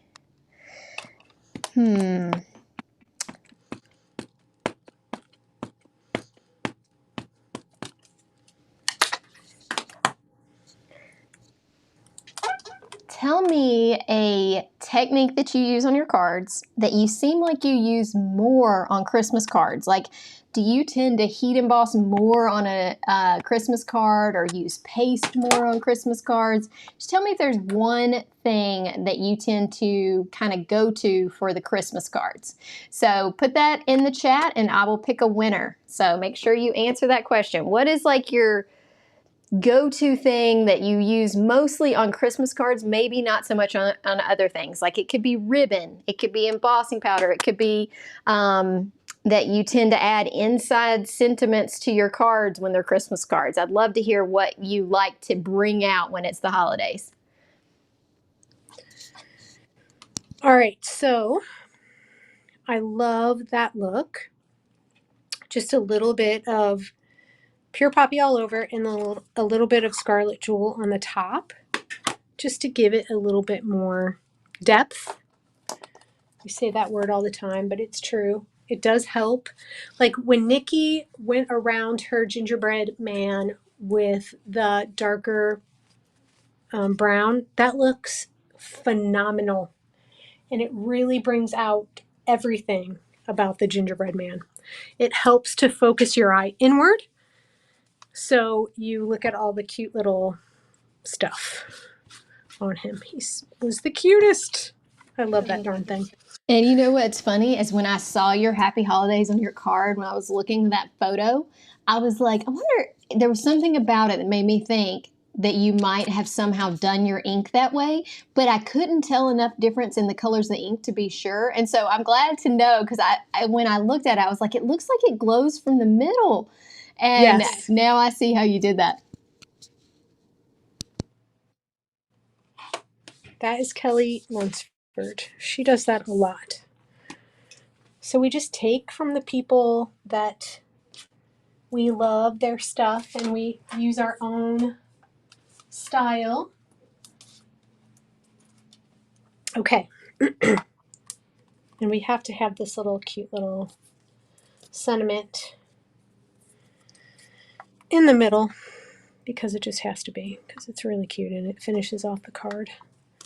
And in my other card, I could not figure out for the life of me what little sentiment I wanted in the middle, so I left it off. But I still feel like something is missing, so let's see if I find something. I didn't want them to be the same. I like taking a style and then changing the style. Sorry. I like taking a style, or a design, I should say, and then changing it with a bunch of different things. So it's still the same. I tried to get over the arrangement, right? Like, so to try to mix around the arrangement, I was like, no, I like it that way. So then I tried to do other different things. I'm just going to use True Black. I try to do other different things to make it different, because I don't want to send the same card to everybody. So that's kind of my thing that I do. And yes, you can keep that little jig right in there while you do it. Fantastic. And that's it, guys. We're gonna put this on there, and we are finished. And then you can see Nicki's. I'm just trying to tap it off a little bit. And I am scrolling with my eyes closed to pick somebody. So hang on, I'm about to pick the winner. All right, so I'm gonna get rid of that. Get rid of this sight ungodly thing here. And we're gonna glue this to the center. First, I'm gonna make sure all these little pieces are out of this. Glue it to the center, like so. Try to get it in the middle. I think that's pretty in the middle. Yes, it doesn't look like it because of the way happy ends, but I think that's in the middle. Okay, and now we're going to glue it down. We can add, look at this. No matter how many times you do it, you're just like, oh my gosh, it looks so good. Okay, that's that. We are now going to use my favorite Stardust stickles, Melissa's Crystal. Stardust. I like the stars. I'm just going to put a little bit, a tiny bit here on the top of the pot. And I picked a winner. We've got Kathy Connor 2164. You're the winner. You need to email Papertrey Ink and tell them that you are one of the live stream winners. Guys, we still have replay giveaways. We will have 3 giveaways during the replay. So I'm going to work on coming up with what the questions are for the replay while she finishes this up. And then I'll pop back in to tell you a few things and get y'all started on that. And last but not least, of course, you can't not put some kind of, I took a picture of this card to show my husband. I was like, look at this, I love it. He was like, why is there water? Why is there water in your card? I'm like, that's not water. Those are moonshine sequins. Love these moonshine sequins. Love them, love them, love them. They're so sparkly. Okay, I'm gonna put like a little one right here. There are 3 different sizes. Here we go. One over here. And we have to have an odd number. That is important. Let's put this one here. Kind of missing something here and over there somewhere. So let's figure that out. And then we're done. And are you going to show us how you did those trees as well? You said on the other card. Do you want me to? I would love to, but just show us how you did it. And what I'll do is I'll share screen when you get to that part, and I'll sit here and keep putting together my card. We'll go over that, and then I'll show some other fun things. Because is it just like you can show just that part? You don't have to put the whole card together. Sure. Okay. Yeah, because everything else is pretty much the same. Okay. Just how you made the sparkly trees. And let me see if I can share my screen. Okay, so now you got both of us on screen. I'm sitting here working on the remainder of my card and you're showing that one. So your screen did collapse in a little bit. You need to go to the right just a little bit, Julie, for where you are in the middle. There you go. Perfect. Perfect. Okay. All right, so that's that card. Okay, so now this card. So I just basically did the same exact thing, except I took my, look at my hands. I'm a mess. Okay, the moon dust stickles. I'm doing this all the time now, and just made my own glitter paper. And then, of course,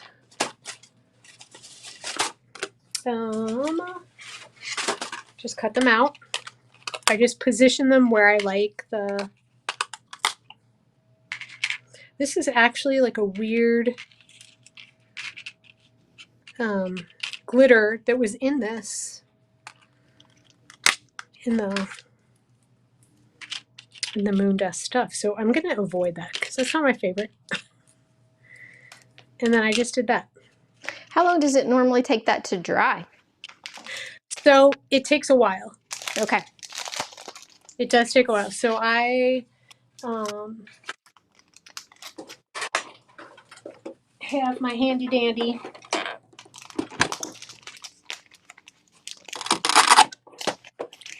my very favorite in the whole universe die cutter.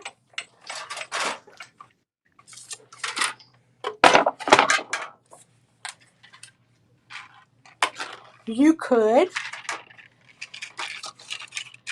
wait, we're going to get a little bit of this on here because it doesn't matter if a little bit gets on. We just don't want the whole blob.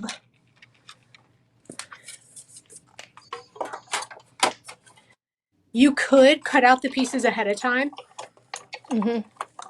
and do that and put the glitter on, but then I feel like when I put it through this die cut machine, it kind of mushes them out so they're more straight. I'm going to start on my half of the screen while you're going to hold those up. I'm starting to show some other things from the fun collection. Just, this is a question people asked a lot about, this angel card, so I'm showing that all for you. Super cute. And I'm going to show you a couple of the cover dies that we had from last year too. This little snowman made a shaker card. So cute. He's so cute. And then this is one with just lots of glitter paper. Those are amazing how glittery those are, Julie. Oh, that moon dust gel is phenomenal. Yeah, that is amazing. Do you sell that in the store? Yes. Okay, cool. Very cool idea. Okay, well, I'm gonna pop over and tell everybody what's going on. I'm gonna go this so y'all see her card with her beautiful moon dust, and I'm gonna pop in and show you just a little bit of other things. She's got some jewels there that she's showing us. Those are pretty. Moonshine. Yeah. These are moonshine sequins in berry sorbet and pale peony, I think. Okay. Okay. Thank you so much. You can. Thank you. I will talk to you later, and I'll just wrap all this up. Thank you. Have a great weekend, everybody. Thank you, Make sure Nicki. y'all use the links that I provided for you. Okay, I'm going to show you some older fun things. Let me put. Okay, so here are a few things that are just you need to check out if you're going shopping at Papertrey. Fun little things. Look, we got shaker cards with these cover plates. We've got beautiful trees. All these have a video too, if you need to look those up on my channel. This one we used a die cut and created stencils to create it. So there's just lots of fun stuff in the store. Let me show you. This one is what a lot of you were talking about, the angel card. This is Build an Angel, and it is gorgeous. That Silent Night, Holy Night, lovely. So many different inspirations for Christmas if you're working on your Christmas in July. And then of course the card that we made today. Let me show you how it looks finished so you can get a closer look. And then make sure for the replay, let me see what my replay question is going to be. Replay, do you go, okay, here's the replay question for the giveaway. Do you go with cute Christmas cards or elegant? Like, do you have a preference on the style? Cute versus elegant. So tell me what you prefer with your Christmas cards when this turns over to the replay. I'd love to hear in the chat now too. But tell me what you prefer in the for the replay giveaway, and that's going to be 3 different cards, 3 different gift cards. So you can wrap this around the other way if you want to. I just like to kind of wrap it and hide it behind the Merry Christmas to You. And then we've got our cute little gingerbread guy and all of the adorable projects by Melissa and Julie today. I hope that y'all enjoyed this. I had so much fun being with you. If you love this kind of YouTube Live, we do these events. We usually do them a couple of times a year at least, and we're thinking about doing them like quarterly. So if you want more of them, make sure you let us know. If you haven't done it yet, hit the thumbs up so people find this on replay. Make sure you are subscribed to my YouTube channel. I do regular videos with Papertrey, and I would love to see all of you there. I had so much fun getting to chat with you a little bit in the comments as well. So I really appreciate it, and I hope that y'all just say thank you to Papertrey. They were very generous in their gift cards for us today, and they're having the Christmas in July sale. So just make sure that you check that out, and I hope that all of you have a great day. I hope to be back. My plan is to be back on Tuesday of next week with the new release from Papertrey. So I'll probably be live on Tuesday, assuming I get all my stuff done. I'm working on it right now, but the plan is Tuesday at 3 p.m., so stay tuned. And then I will have a new pre-recorded video out on Friday of next week. So I hope to see you at all of those things, and I hope that you have a wonderful weekend. Thanks for spending your time with us. We appreciate it more than you know, and we had lots of fun doing all of the chatting and just hanging out with you today. I hope you enjoyed the projects. Have a great day. Let me pop back in and say bye. Whoops, that's got 2 of me in it, doesn't it? So yeah, I hope to see you next Tuesday on my channel for a live stream, and I hope that you have fun looking at these new Christmas in July products. Not necessarily new, they're actually older, but they are on sale in the Christmas in July sale. So I've got all those links. I'll put everything in the description, and I'll put how to find Julie and Melissa in there as well. Have a great day. Bye. Have a great weekend. I hope to see you soon.